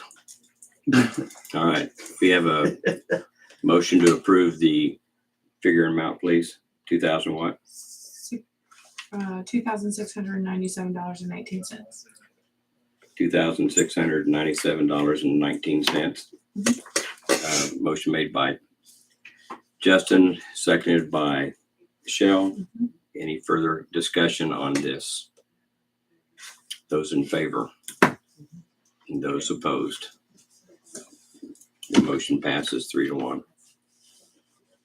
thank you. And drive by, it does look amazing. and it's gonna keep it from looking really bad with the mud splatting up. Everything looks great in the park. It does. Drive by and look at the playground. Mm-hmm. Look pretty awesome. Hopefully tomorrow it Yes. can be unveiled and officially climbed and played and everything else. It's supposed to be sunny And it will tomorrow. be for sure ready for everybody on the weekend. So So who's got the honor of cutting a ribbon to unveil it? I would assume it should be the president of our park board, which is Mrs. Annie Compton. And she gonna be there for that? Yeah, we got I the don't think we, newspaper guy out here that taking would be a picture. good idea to have a ribbon cutting for the Well, park it'd be a good at the idea. fall festival. And Are it'd we be a- supposed to buy a Good big pair of idea. scissors? Do we need to make a? And it'd be a good idea if the photographer was here to take that picture of that and put it in the Well, newspaper. she's a triple Advertise threat. it for the city. Big old drawer that big scissors in it. Gotta think outside the box here, guys. You gotta get that advertisement out there so that people are aware of it. They might, I don't know. And once again, the park board really appreciates all the donations that has helped us get to this point of everything, so. But it's exciting and the playground looks amazing. You guys have done awesome. All right, let's move on to the next item. Next item on new city business is 162 Cedar Circle Court Standard Dock Transfer. I'm going to move to table this because nobody's been out to look at any of it or measure anything. This one you said is due today, update this afternoon. It's just been how we've been doing things that our public officer is gonna be going out there to measure everything that's there and looking at everything. that's- Because I was trying to reach your timeline. Yeah, so like I said, her mom died and she's had COVID, so she's been out and hasn't been able to look at this. As Julie said, that she will be out at the lake tomorrow. I got a picture. I got some dimensions. I mean, When did she turn this in? The request Today. today, and the deadline's Friday prior to the meeting, correct? yeah, That's why we do it Friday prior to the meeting, so we have time to go out there and do what we need to do before the meeting occurs. Is our okay, so our deadline is for sure. noon on Fridays was what it was, Okay. right? And then our corrections to you is on Monday is how I. Does that interfere with understood. closing at all? I'm just curious. I know. Closing is the middle of November. Okay. That's one dock. One dog is a non-lakefront home. There's no survey required, I believe. Is that correct? Nope, no survey required. Just passing it. Is That's it? my opinion. That's, Well, because I think Cindy came because it was 30 days prior. City, is it undersized? Yes. What size do you think it is? Do we have it on record what it is? I don't. I Cindy mean, you does. can look up the name home, correct? I know it's a standard dock, but I don't have I that. have it 19 That's it. 19 feet by 8 inches and 23 feet by 10 inches. Got boat lift and a 19 feet 8 inches by 20 feet 10 inches. I wouldn't be beyond you guys approving it upon the completion of the inspection. So if it gets inspected tomorrow or Wednesday and we approve it tonight, then it meets the requirements and she's good to go. well, Comments? I will not approve I any don't wanna condition. get into the habit of doing Okay. this, We got burnt. because that's why we have a public officer. Well, that's why, he said you got burnt in the past for condition use. And we have, And is that because we didn't go back and follow up on it? it's, Or what happened? What happened? Why Let's- didn't? I don't know if we need to discuss that, let's just say. Yeah, I don't want to open that can again. Yeah, there was, I think there was some less than honest disclosures by the folks who were applying. And it was, is that the one that drug out? that is by forever and no ever means and- saying that she is trying to Yeah, be their name happens to dishonest be on with the us No, at no, this this is current not about- situation. It's just prior. there was another party, different party, Okay. different situation. Okay. Gotcha. I'm just thinking that if we said it's approved based on our public officer making the inspection and everything's kosher, there's not any problems with it, we shouldn't have a problem with our public officer coming back and say it's good to go. Yeah. And we wouldn't have to go back out a second time to make sure that they didn't do something to it after. Then if it's a no-go, then it automatically becomes a discussion item at the next meeting. Exactly. But you can't retroactively undo it. You can make it contingent upon the, well, I would think so, upon the public officer's approval. I would think that you could go back and collect or boat fees from somebody after our lawyer told us that we can go back and collect those boat fees. And then we get the boat off the water and then, oh no, we can't get those boat fees. Went right through our fingers. What is the best thing for us to This has do? been paid for this year, so I mean, Um, I think. I think the best thing for you to do, if this was applied for today, is to have the officer look at it in normal course and come to the next meeting. And even though the next meeting is technically not a lake meeting, you can still have it there. That seems to be fair to me. So which meeting would this be addressed at? The next one? or November November 14th. November 14th. And you said, if I heard you correctly, that it would not affect the sale of the property. Is that right? Transfer The 18th. the 18th. No, it would not. Okay. There you go. So I actually have a question about this. Okay. With the new ordinance. Do they come even if it's a second tier? The new owners, Yes. Yes. I think it's like rules generally. It's really, Okay, and is it the owners or can it be an agent of? I forgot what it said. I think it exactly. says Sorry, the I owners. read it. I read It through it says today owner. and I have, No, it says the owners and it's the owners. okay. Yeah. When are the owners supposed to come? It says, They could drop in and get the rules and sign off at that at any time between now and when you want. Any time. It's not a. They're gonna be not a- owners until the 18th. Okay, so they but it have said, all, or within 30 days. but they have that entire time. Are they going to be out at the lake here, looking at the property or doing? This owner is represented by another realtor. I've never met her. I probably won't. I have no idea. The other realtor can let her know that. Okay. So then I come up with a document. That was my other question. I That think, they sign? well, I think they Or have they to. sign this? They would sign the rules that you Yeah. hand them and show them. Well, I think that would, if you don't have one right now, all it would say would be essentially, I hereby I, the attest un- I I, read the the red undersigned, and understand the hereby rules. acknowledge that I have received, reviewed, and Yes. understand the rules of Lake Wabunsee. Well, but that's my question now. Are we talking about those? Because those are rules for more so camping, boating, fishing. The rules That's- and the ordinances of the city of Eskridge regarding use of lake property. I can write it if you want. It's not that big a deal. Okay. I say write it for Stephanie, please. No, I mean, I can come up with something. I just didn't know if I'm handing them all like the code. Am I handing them like ordinances? Wouldn't Am be I a bad handing them idea. Everything? Yep. Okay, so. Well, they're not, I mean, not the whole city code. That's what she's asking. No, I think No, Rules but like and the code is ordinances like- and Yeah, you- rules that 15 pertain to the QOL, lake. whatever it is, yeah, that whole thing, and that your rules span. Can that be put Okay. into more of a concise, That's- less legalese and more That's all right. plain speak? I don't know. That's. Well, I mean, it's up to you guys because, I mean, the idea here is that you're not letting anybody get an excuse for saying, I didn't read that. And leaving something Yeah. out always leaves that open. Yeah.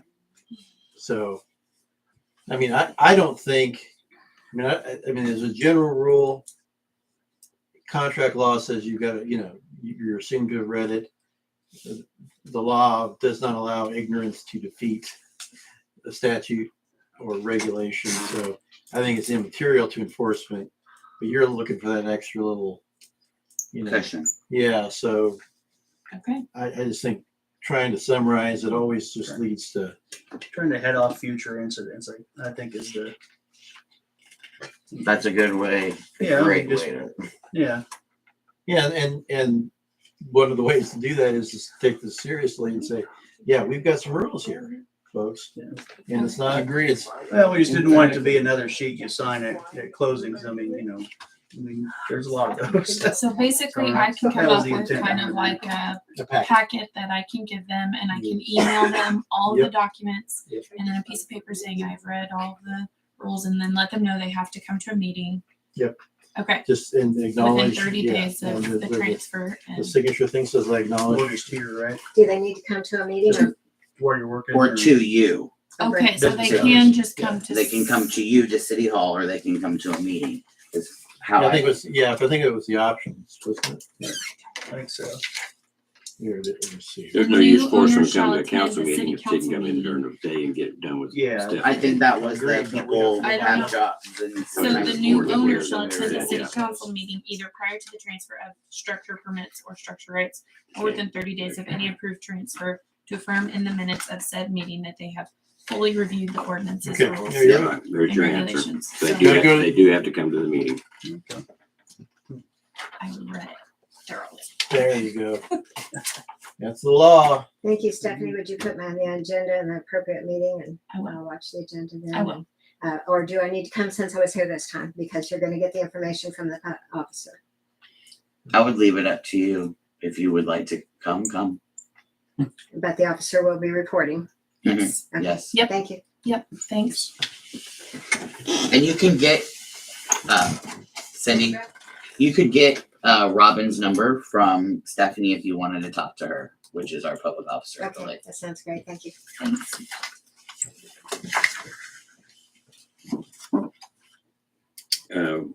So tabling this to the next meeting, what's going on with this? I already have a motion to table it. I'll second.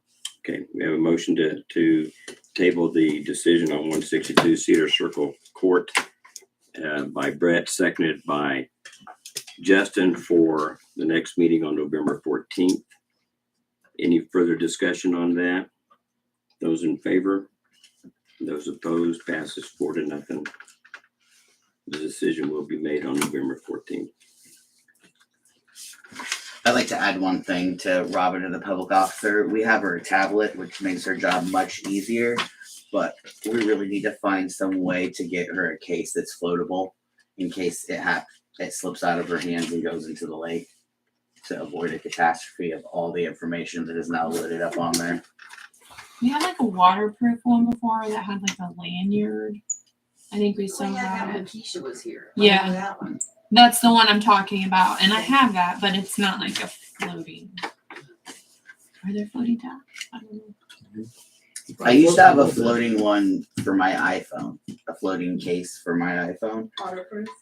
Yes, it was waterproof and it was floating. Is it bubble proof? If you left it in the water for 5 minutes, it was gonna float, but it initially didn't just let it start sinking. It floated for a couple minutes before it started going down. So it gave you time to get what you dropped. I don't know if there's really a true foolproof floating case to where it's just gonna float. But Right. Because the one that we have is just like it's just like basically plastic. yeah. That works better than nothing because right now it doesn't even have a case of any type at all. Yeah. So if it was to drop, it could get cracked or anything. So, all right, that's all I have for that. Can we move on? Let's build a wall. All right. Where? Depends on where you want it, Tim. Okay, next thing is the Cody Wall bid at the lake. That would be me. Fish again. will pay for it. So I did speak to Coldy. One of the questions we had for him or for JD was, is this a project that they've done anywhere else before? The answer to that was no, they have not. We will be the first. It comes in many more colors than the 3 that he said. I mean, he rattled off white, green, teal, red, a bunch of different colors. I asked him again about the price, and I still have not gotten a bid. He told me again that it will be a little bit less than. So I don't know if that's 10% less, 15%, like what's a little bit less. And I told him on the phone it's gonna be hard for us to approve something that we don't have a number for. What was the original amount? Here's where we said the original amount for the concrete wall at the bake shop was 33,000. This is for the swimming beach wall, $33,178. The wall over by the ramp and the concrete dock was $17,610. That's a total of $50,788 for both of them together. 50,088, $50,788. 788. Yes. And the first bid again was 33 what? Was that for the swimming beach wall? And that was 33,178. Okay. And the ramp was 17,610. And he said to change it from the original bid's material to this new one's a little bit less. A little bit less. Okay, I got a problem with a little bit less personally. So do I. And I don't know what a little bit less means, and like I said, if the total is 50,788 under the old bid.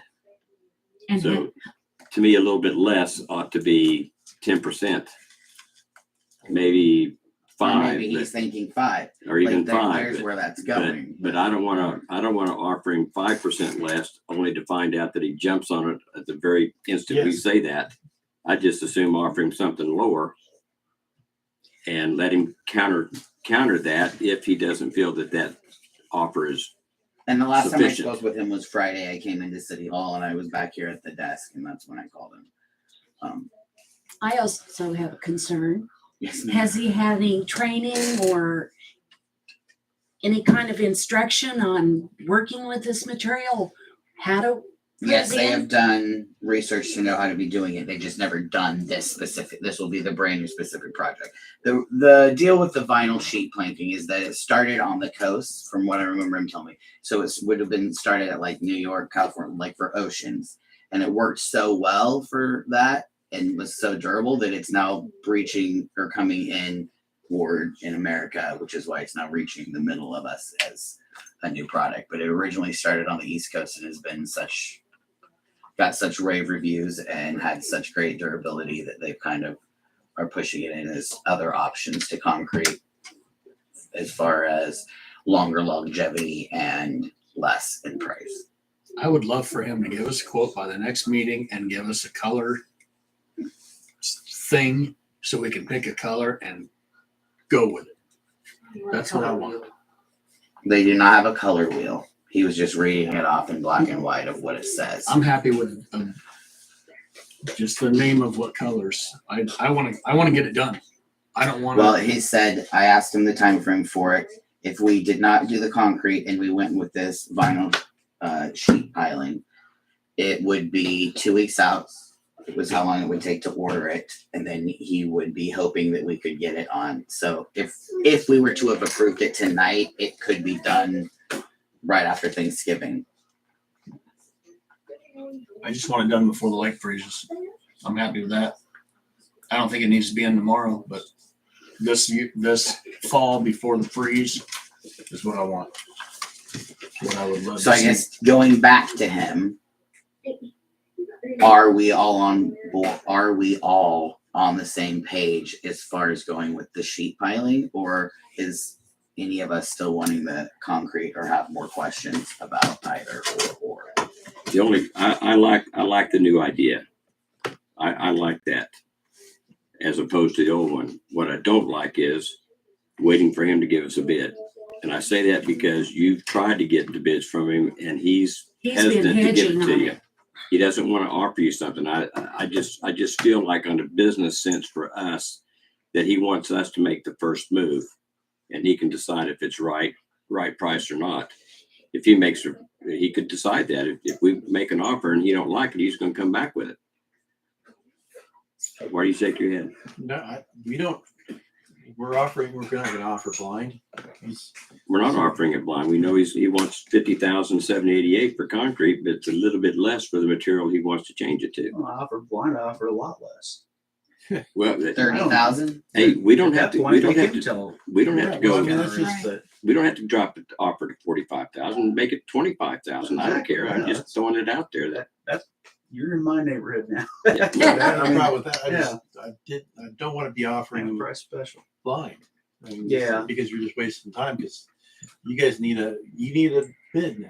Well, at least if he's offended, that might motivate him to counter with something. I mean, I guess that's, I don't know. Sure would be great if we could find somebody else inland who has put this around their lake, their river, Oh, or yeah. whatever. Say, what'd you pay per foot for that stuff? What Yeah. kind of I asked him ballpark about we that. talking? He was gonna try to find someplace, and I told him specifically you were interested in wanting to be able to visually see something that has been set in place. So it wasn't at Lake Perry then? That No. was. I would like to see it, but I dropped your I name. would also like to know what it Tim was costs. concerned. Well, He wanted that's to why I see. backed out. So the other question on that Why are is, you laughing? the other question on that is the completion of the project. That's another factor. Are you in such a hurry you want it done before the lake freezes? Or can it wait till spring? I absolutely don't We want need- it to wait till I'm spring. just throwing that Because I out don't there. want That's gonna nothing make a to- difference. Arise or come up Price that will go could up. extend it Yeah. or We need to wait till the end of the year to see if we still have the money. Yeah, I don't want to play that game. even if we wait 2 weeks and we go back to them and it's still 2 weeks to get the material when they order it. That's about the time frame to get the stuff in. That's 2 weeks. And then it's just getting on their calendar schedule, which could be 2 weeks to a month. I mean, it just, so you're looking at Christmas time maybe then, but we're not really into a bunch of hard freezes there either. Well, you can always tell them to cancel, decide if we need a bid from you first before Right. we'll proceed. Which So the means, last which thing means involving- which means here a 2 week delay minimum. If you contact him tomorrow morning and he made a decision tomorrow morning, we're not going to decide on it until the 14th of November, which is actually 3 weeks out, isn't it? Because today's the 24th. Second Monday's the 9th. So we got 1, 2, 3 weeks. Yeah. Well, is that right? Yeah. Yes, it is. 3 weeks. Fifth Monday. No, 2 weeks. Well, it's because The dates are screwed up on that. Yeah. Okay. Go ahead. So when he I don't care. originally gave us You guys decide. You're these the council. bids, we had talked about it and he had measured it out 175 feet from the bait shop, which goes to that tree down there at the swimming beach. However, it's 236 feet from the bait shop all the way over to the submerged concrete wall that marks the perimeter of the entire swimming area. So my question is, do we want to extend that, which would be like another 66 feet, Which is a new bid. which would then do the entire perimeter of that connecting to the thing. You're talking going from the bait house all the way to where? With the To extension? the submerged concrete wall that outlines the perimeter of the swimming area. And it's just on the inside between the bait house and that mulberry tree. And we lost a big old chunk out of it last year. It's from the bait shop to that mulberry tree. And the rest would be another 66 foot to include that entire thing so that all of that washing would stop. The Well, if whole he didn't entire go all the area. way to that, how would he terminate it? Same way you terminate the concrete wall. Because the concrete wall that was tore out only went to there. And then there was another one that's still there around the trunk of that tree that you can see really well right now because of how low the water is. But it gives everybody time to go out and look at that and form an opinion I on it. will. But Because I like the natural beach, the way the sand is swirling around there by that mulberry tree. And I don't want to ruin a good thing by running that wall out there. And I don't want to ruin what is being created naturally. Would that encompass that dock that's over there that you fish off of? No, it's short of that. It's quite a bit short of it's that. quite a bit short of that. Is the whole idea to prevent the shoreline from eroding away? Yes, Yes, I actually absolutely. think in looking at it, in my opinion now, I think we should do it all. But I just want everybody else's opinion. You won't be hard to convince. But me, I'm okay with doing I don't want to. what we have I wanna and look moving at it forward. I first. just wanted to bring it up because I talked with JD about it And I wanted to give everybody the opportunity to have their say and to be able to see it if they wanted to. Okay, I will go look at it. And that's all. So moving forward. Well, moving forward, I'd like to see Cody give us a bid. I'd like to see that. Okay. I agree and I disagree with Todd, but Todd's really right. I mean, why offer 45,000? He might jump on 45,000 when it actually cost him 32. So that's the bad side of making the offer on our side. Okay. So we're not taking any action on Cody's wall bid tonight. No, but we gathered more information. Right. No, we gathered the information that we don't have the information. Right. We gathered There the we fact go. that we don't have the information. Okay. Trees at the lake Boozers. So they stopped in and they basically just want to know, since this is kind of table, For 6 months now. yeah, they said that one of the trees, the one that was hanging over the walkway, actually fell down onto their walkway. So they said, we're just going to cut it up and do away with it. And I said, okay. And then they said, now what are we going to do about the rest of the trees that beavers have gotten to that are in danger of falling down? So I said I would put it on the agenda and let you guys know that they're wanting something done with those trees.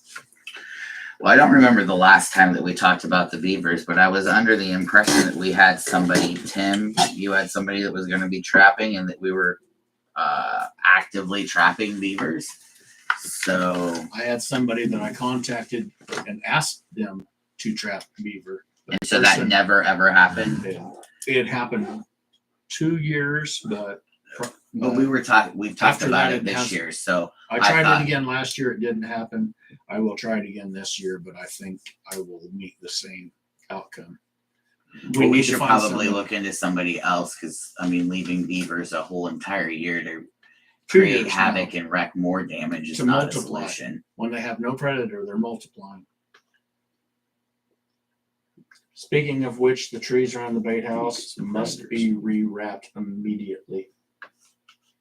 The trees around the bait house. Near, just north of the bait house, those cottonwood trees, somebody was messing around and peeled some of the chicken wire off. It needs to be put back before it's too late. Right at the spot where this Where we had the Mike city cut down one of the employees dead trees cut from the down one. beaver recently. I'll have to go out there and look what you're talking about, but Well, straight north of the bait house, you got the bait only house, trees the straight boat north of the ramp, bait the house. great big dock, and then go oh, just, you're going towards the dam. yes, Okay. and just a little ways. Yeah, that one that got, There's 3 or 4 great big trees Uh-huh. right there One that was have cut chicken down. wire okay. haphazardly Okay. wrapped around the bottom. I think the chicken wire Would needs. somebody need a seining net? Is that why they ripped it off or what? No, well, it's just ripped loose. Okay. It's still there. Yeah. A better job could be done Okay. at All right. protecting those trees. It needs to be done very, very quickly. Okay. I'll go out and take a look at it. Some material in our maintenance shop and have the guys do it. That's the boozer trees. The Yeah, boozer that's trees. What, that's what we were talking about. Wasn't it? Okay. We got off topic with the beavers. Don't know who did that, but go ahead. I What you're did. saying. I did that.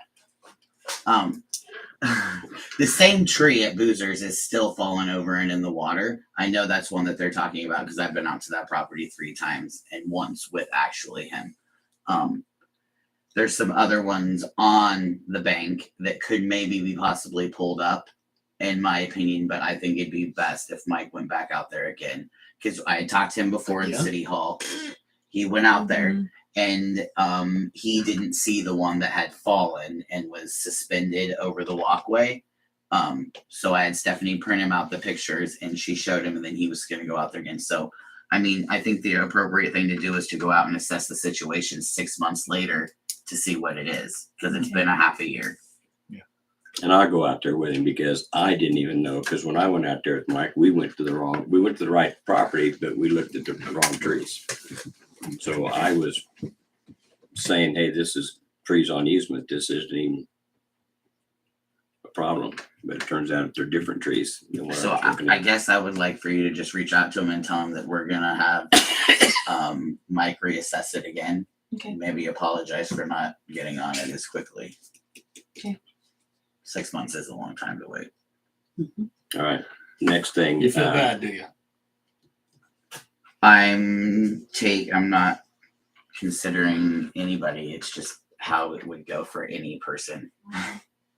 I'm trying to be, the word is leaving me there. Okay, next thing under continuing council business is the buoys. Is that yours too, Brett? Yeah. I put that on here because at the last meeting that we had, it concerned me that somebody at the lake said that a personal resident at the lake was purchasing buoys and putting them out for the city. So what is the liability if somebody is doing that, saying they're doing it for the city, and they get a chain wrapped around them and sink to the bottom and die? Should we be allowing somebody to be placing buoys for us? Well, up to the point that, well, no, we don't have any liability because you guys didn't make a positive action to hire them to designate anybody to say, would the public please go put buoys, say that this person is acting on their own. That's not the city's responsibility. So should we be allowing somebody to be putting buoys out willy-nilly? Well, they don't have any authority to do it, so I think you guys have got better things to do than to chase people down for doing that. I mean, I'd rather have them than not. but they're not authorized. But they're not without- necessarily in the places where we would put them if we were putting them. I mean, the people understand that they're placing them without authorization. They could be removed by a city officer at the moment's notice or less. And I don't want, the object is not to reprimand the person that's doing this, because I think it's totally done out of frustration. Yeah. Because here is an entire year again that the city dropped the ball with no buoys. This is year 4 that I think for sure that we have not been doing the buoys. I know that I've talked about the buoys multiple times, but we hired hearing that somebody at the this year- meeting we hired somebody last this year to time plan is it. embarrassing that somebody is going out there and spending their own time and money doing something for us that we should have had done at the beginning of the last 4 seasons.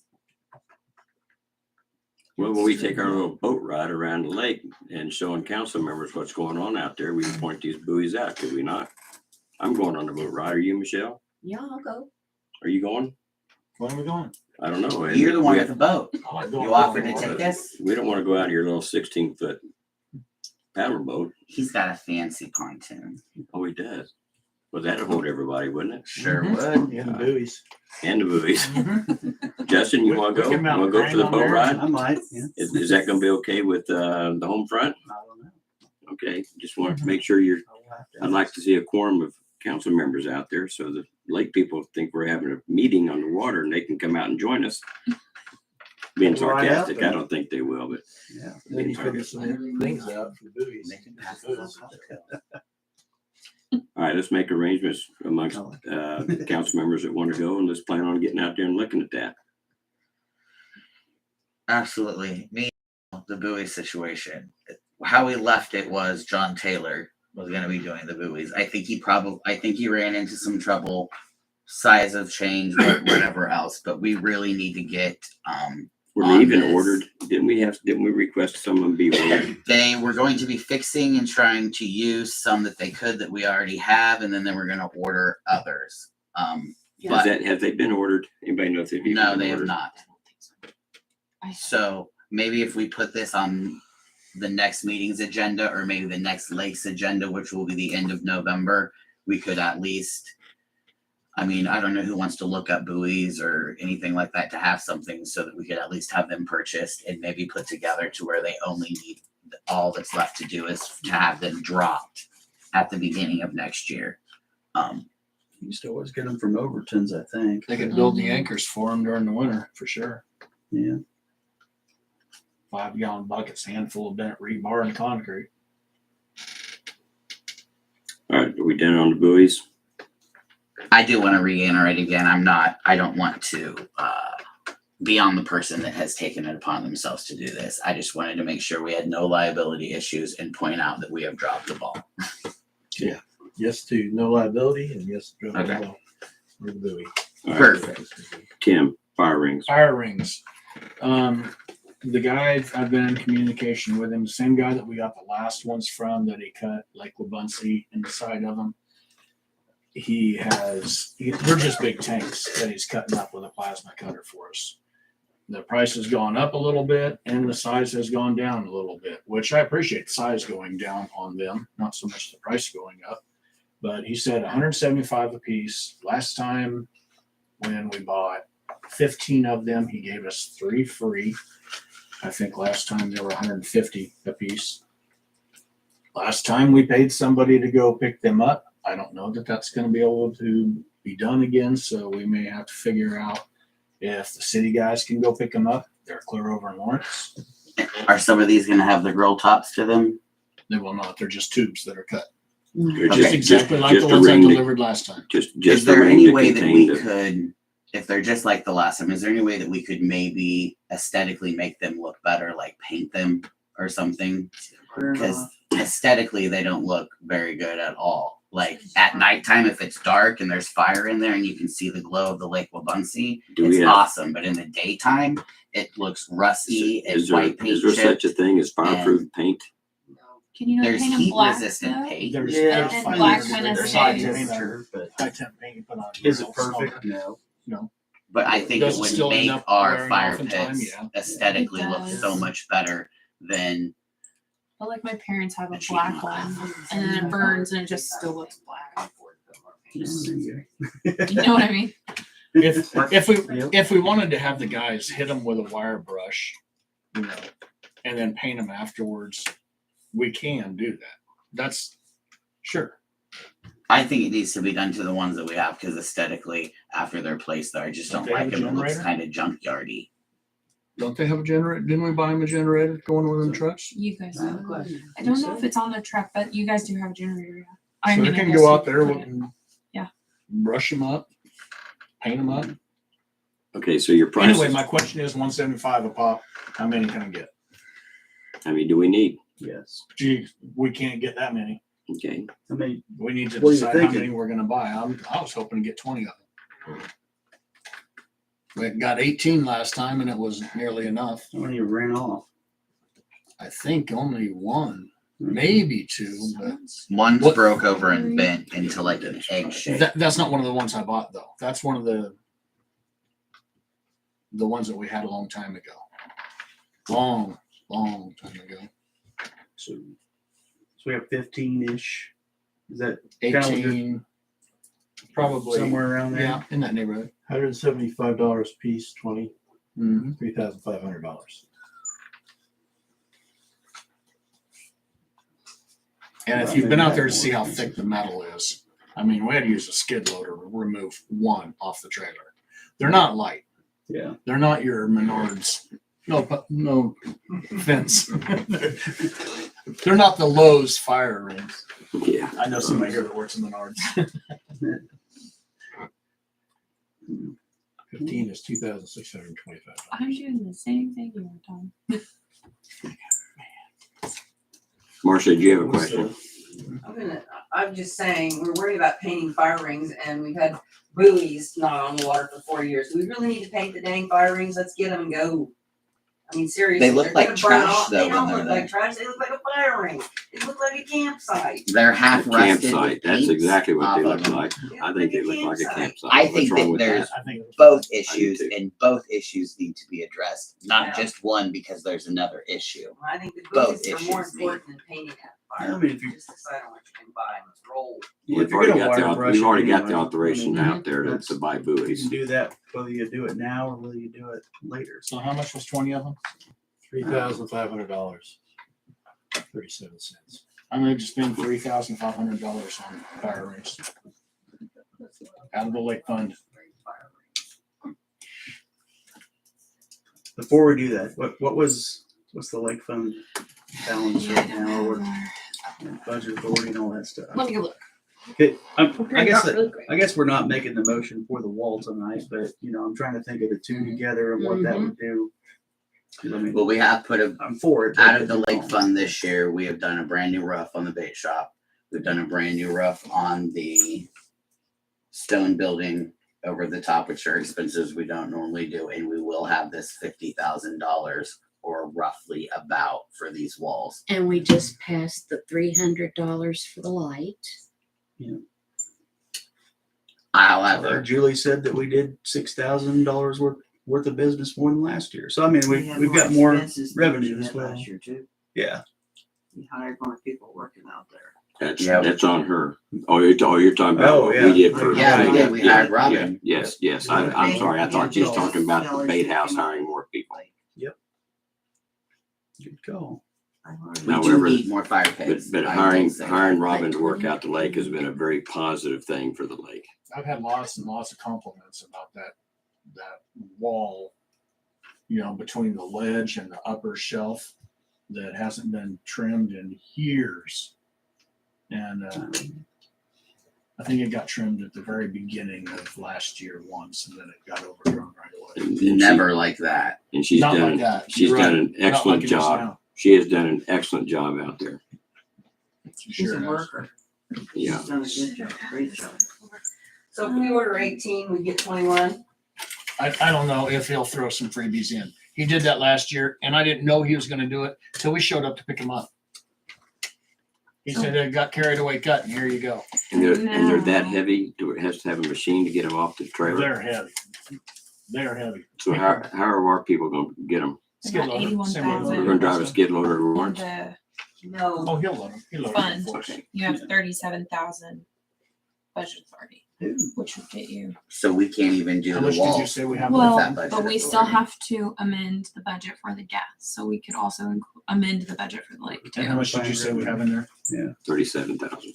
No, No, 81,000. that's what I thought. I thought it was just over 80. Authority is 37, So you're just 332, changing- Yeah, you're just changing your authorized expenditures. which again, we have to amend for the gas. And we have to do that So that back, still right? leaves us. No, No, we, no, does that count the But in transfer order to pass for this the and the 15,000? wall at the next meeting, would we have to do it? That's right at the beginning of the year. It is? Okay, it comes right off. You're the talking top. about for the Probably road. already expended, Yeah, that's right out the gate. Okay. well, before you, Contract. Yeah, if you're saying, before they make the motion. no, if you're agreeing to the wall, yeah, you're right. At the time you have a bid for the wall, it's 50. You Yeah. say approved, that's, you have to have the money there. Yep. But this is not that time. We just know it will be maybe that, well, a little less than, so. I mean, if we just consider that's the amount, and then, Well, we just have to tell Colby we only have like 27,000 left, and that's what he has to. okay, that's all we got. All right, Joe. Cause yeah, when we started talking about the wall before, there was a lot more in there, but Mm-hmm. the fees out at the lake, employee fees, mowing and all that stuff, so, Makes sense. cause I told. Okay, Motion still stands. I'm a second. What was the number again? 15 3,500 for, you want 20? for 20. Okay, we have a motion to purchase 20 fire rings at $175 each. And I will add, if he says you can buy 17 and get 3 free, then I'll go with that as opposed to buying 20 and getting So it's up to 3,000. up to, there you go. I mean, we're gonna do If a I get a condition thing. discount, You're still going with 20? Yeah. Yeah. Sounds good. I'll try to save a few dollars that way. So the motion is for 20 fire rings not to exceed $3,500. There you go. Okay, so we have a motion on the floor by Tim, Seconded by Fine, Justin. seconded. seconded by Justin. Okay, thank you. Any further discussion? Those in favor? Those opposed? It's on me. I'm in favor of the rings. I think it's gonna help overall out there.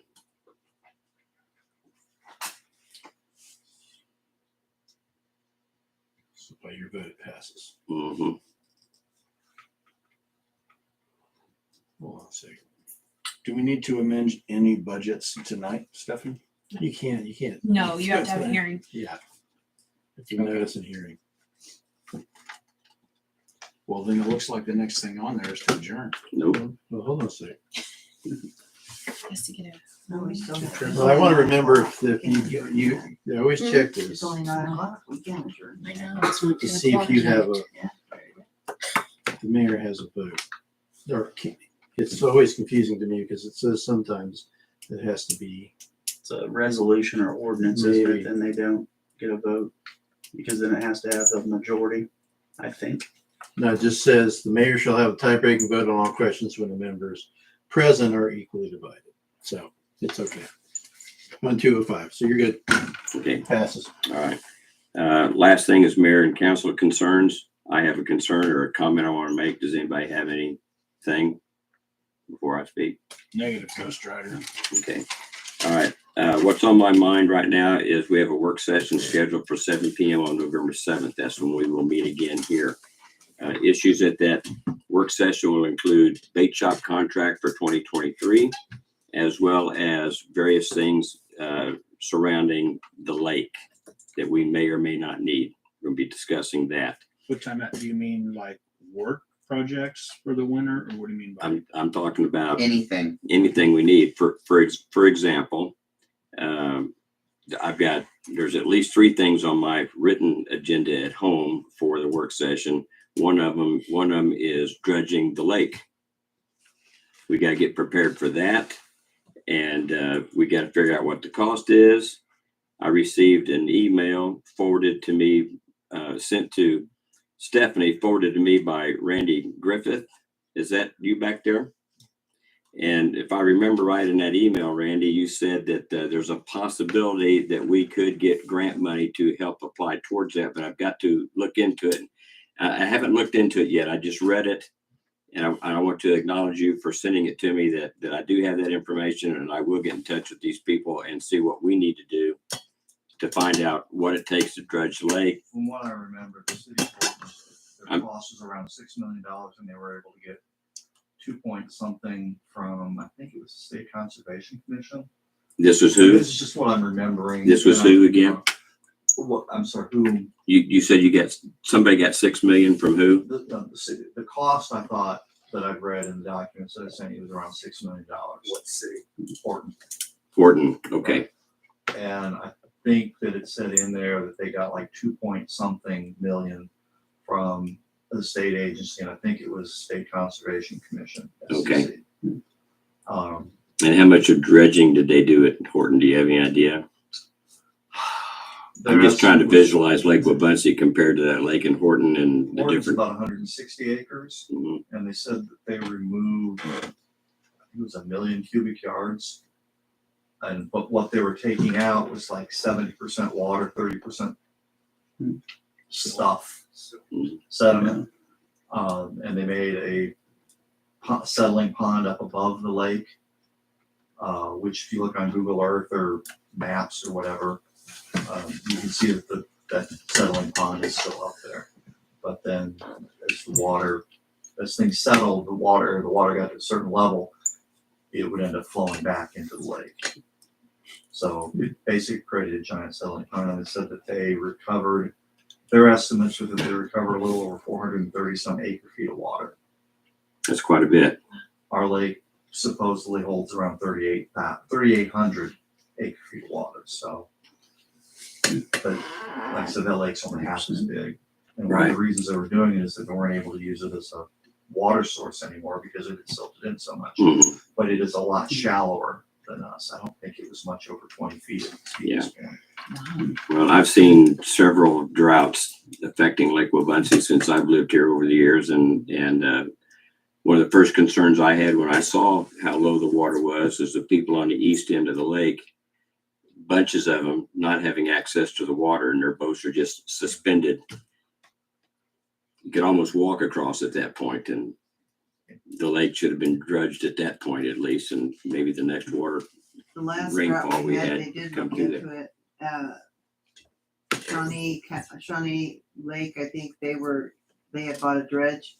They were talking about maybe lending it to different cities later, but they knew they were gonna spend 3 or 4 years taking care of it. on their own. Yeah, Yes. but at least that's another place to look into. Yeah. They had their own. No, I hope to have a lot more detailed information for the meeting November 7th, because it has to be done. It doesn't necessarily benefit only the city. It obviously benefits not only the lake residents, but even people that use the lake either for recreation, boating, or for fishing. And if now that we're in a drought again, I mean, then they don't Well. talk like it's gonna go away. Well, we're not gonna recover enough, we're not gonna be able to raise enough money in the next 9 months to cover that. No matter what kind of grants we get, but we're gonna have to do something and we're gonna have to plan for the future, for this to take place. I think there's obviously a lot of planning in it, because you gotta have a place that you can ship the water, whatever you're pulling out, you gotta have a place to pump it to. What's We're the- gonna what's the pump it up to outflow Richard's here? house. Where does that outflow to? The lake? Anywhere? What's the one? Is it Oh, it's outflow- got a spillway. Goes down to the creek and then goes into Mill It's Creek the and same- then goes into Kansas River. The, It's a the Kansas. Corps of waterway. Engineer is doing a test project of water injected dredging at Tuttle. Tuttle's is one of the newer reservoirs and but it's insultated, about halfway insultated, because it's just a bad spot. And that's where they're gonna use this new method. It's a lot cheaper, but it counts on the fact that it pushes it down through the dam and out. So if you got the outflow to do that, then it maybe is a cheaper way than the actual hardcore sand dredging. Yes, we need to look at that as well. Yeah. Interesting. Another item I would like to, I'm sorry. can I- No, I'm done. I just want to put the word out there and Richard, if you would, in your emails, mention that's one thing. I'm gonna toss something else out there for you as well. Sorry, Tim. We've got to get a handle on the collection of boating fees and fishing licenses from those that are non-compliant. Okay, so the only thing I can think of is we've got to figure out a way to raise money to have a law enforcement officer on the lake that has the authority to do that. Our bait shop operator has no law enforcement abilities to issue tickets. So we've got a problem, and it's costing the city money, and in reality, it's costing the lake residents money, because where's some of that coming from? If people aren't paying for it, their rates go up and to kind of compensate it, and everybody's mad. So we've got to come up with something along that line. Lake residents come to the meeting November 7th. They can throw some ideas at us that how we can do that. I presume dock fees will probably be on the agenda also for 2023. I think once we throw out there things that needs to be done at the lake, that would be considered. I'd like to think that that's going to happen. Yes. I don't want to just come in here and just systematically raise rates just across the board without people knowing what we're raising the rates for. That's my perspective of doing that way. Are you still thinking of having that down at the senior center? That depends on how many people show up. I think you'll have enough interest, just kind of based. I hope on- we get enough interest. I really thought we'd have more interest in the 4 or 5 people that came here that's from the lake. I'm counting both Mr. Griffith and Mr. Horton as the 4. I don't know who that couple was in the front. Does anybody know who that was? Yeah, they live in Eskridge. They live here in town. Mhm. And then Cindy, is that Cindy Mans? Yes. Mhm. So 3 of you from the lake were here. Nobody else from the lake was out here. And I really thought we'd have more, especially after October 10th, and we're telling people that we have these meetings and make them aware, please come and listen to what we got to say. But that's okay. I expect we'll have some on November 7th. We will meet here. If we're overflowed, we'll go down to senior citizens. Speaking of that, we need to be able to record the meeting Amen. if it's moved down to the senior center. That last meeting was a meeting that should have been recorded so that it could have been very clear what people said, every single person said, and it was not. All we had was a recording that we can't publicize on YouTube like we normally do. And if it's going to be a big enough meeting to where there's enough interest to where we have to move, that for damn sure ought to be a meeting that we have recorded and for people to go back and listen and watch. So if looking ahead to this next work session that we have, then we should be able to, need to figure out in a week's time or whatever, how to get something down there to do it. I know Annie recorded on her tablet one time when we had a meeting down there. It didn't work as well as a laptop would do, but if we spent the money to record meetings and then we leave out the big meetings, I just don't think that makes much sense. Can't we just unplug that wire from that camera, take the camera down there and get another wire that goes from there to your computer. Isn't that really where that wire You goes? guys It's probably a Do you USB guys or remember something the- like Yeah. that, yeah. So we Ken, could, do you remember when I used my phone and I put it up over there? And we put it on YouTube and you could hear everything. And it had a wide I'm pretty span. sure you actually. I still have the pedestal if you want to borrow it. Yeah, I it think looks that like might USB. even do it. well, if we can use that, I would like to use, I mean, your camera did work. You are right. Yeah, Call Chris and ask him. He might be able to tell you. I mean, Some- honestly, I think we can. Something guess else I that I just- want to put on the, I'm gonna throw out there at this next meeting. I don't know if y'all remember when I was in contact with the biologist for the state about letting them handle stocking our lake. That was the other thing on my The list fishing- of things, the cost of stocking the lake. That was, The I couldn't quality of think of it, fishing but that's has what it gone was. down. I don't want to do another golf tournament. And then when I'm not gonna go down that road. I want somebody that knows more about it than I do, because I'm surely no expert on. What's the stocking cost What the for having cost them doing it? is. And I don't mean money wise. What's I know the what you mean. cost What to are we giving us? up? What are we giving We up? have to give up selling fishing permits, Yeah, possibly if they- voting for permits. We don't make that much money off fishing permits comparative to what, how I put $5,000 worth in the lake this year. I bet we didn't sell that much in fishing permits. You think if Just we had, fishing permits. you think if we had a well-stocked lake, we'd have more fishermen out there? When we had a whole lot of bass out there, people wanted to have bass tournaments all the time. So what's eating all of our bass out there? Didn't you guys stop tournaments? That was I think the hopefully. tournaments stopped themselves, didn't they? I mean, I don't think it was us saying. No, we did. We stopped We the did? tournaments. Okay. Stopped it. based Because a on lot it. of people were complaining it was killing all the bass. Okay.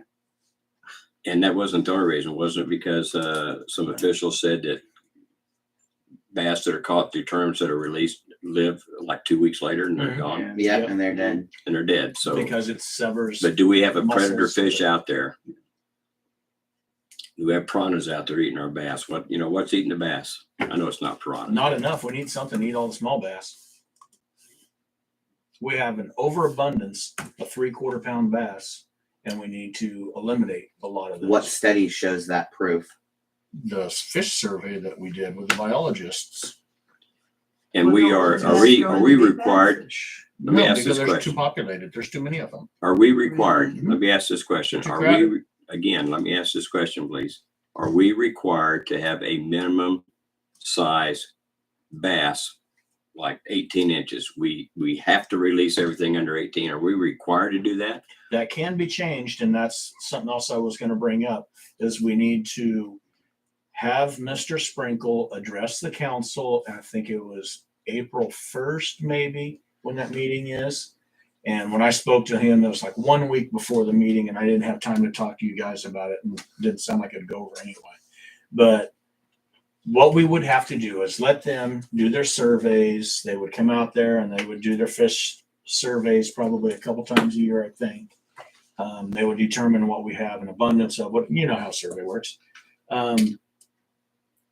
In that, when they would decide we have way too many small bass, which is what our other survey proved. We had way too many small bass. That's when they would make that slot limit where they would say, okay, from this size to this size, keep them, but from this size to this size, throw them back.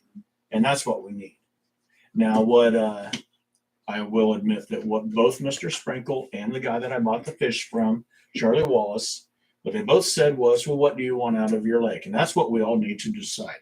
Do you want a little kid to go out to the lake and catch a fish every single cast, even though it's just a little tiny thing that, look, Daddy, I caught a fish, and throw it back in the water?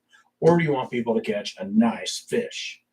Won't be as often, but they're going to catch nice fish out there. Well, we don't have a small pond similar to Lake Shawnee Junior that we could put small fish in for little kids to catch with every cast. I'm not for that.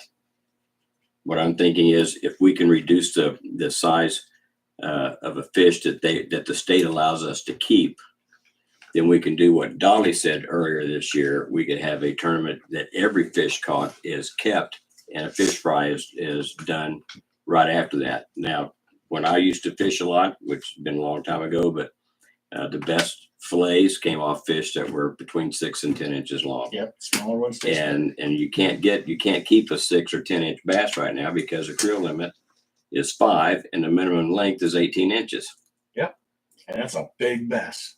That is a big bass. So if you had a tournament, the only thing they could turn in is everything under 12 inches in size, for example, or under 18. So whether or not we let the state handle stocking our lake for us again, like they used to, back when the fishing was really good at the lake, we still need to ask their permission to lower the length limit on bass, because we got to thin out those small bass. And when I suggested one time maybe the bass aren't actually completely healthy when they hit the water. You Well, kill them before you release it. Can you research that information over the next 2 I weeks sure will. and have it ready for us on November 7th? I will invite Eli to come to the meeting. I Okay. don't know if he will. Well, invitations, let's start. Make sure you have a loss of revenue and a potential plan to make sure that you come up with that lost revenue. Yeah, I was gonna just mention the revenue, just based on, I don't know why I used this in the test year when we did that, when we were looking at fees and everything a while back, but for whatever reason, I have the amount of permits, an average of 2006 to 2011. But anyway, based on current prices, that's $4,231. So A year or all those years? a year. Off boating fees? No, off just fishing. Okay, So, so boating fees is gonna be 30 something. If we have Yeah. to give up Yeah. the voting fees. Let's According find to out. this- Let's find out first of all. According to this letter, Horton did not. Yeah. But that 4,000 could be doubled by the amount of people that are fishing that aren't even paying what they should be paying already. Yeah. Well. Well, I don't know. There's something nice about just saying, yeah, the fish out here just need a state permit, but. Yes. I've I would wanted like that to go for our back. tax-paying citizens of this town for 2 years, and nobody liked that idea. Yeah. Okay, we got some new ideas and we'll talk about them on November 7th. Anybody have anything else? Don't forget you didn't sign that bottom check. There's several of them I haven't We need signed to- for various reasons. Okay, I move to adjourn. motion to adjourn, seconded by Justin. All in favor? Cheers. We're adjourned. Okay, we're adjourned, except somebody was supposed to contact the Army Corps of Engineers to make sure that we can put the wall back there. Who was that? And who's gonna do that? You can put the wall back in as long as it's in the same spot. And you're not excavating. Because we had to ask them to remove it, and we did do that, because Lisa found proof of that, so we don't have to ask them to put it back. If you're putting it back to where the sand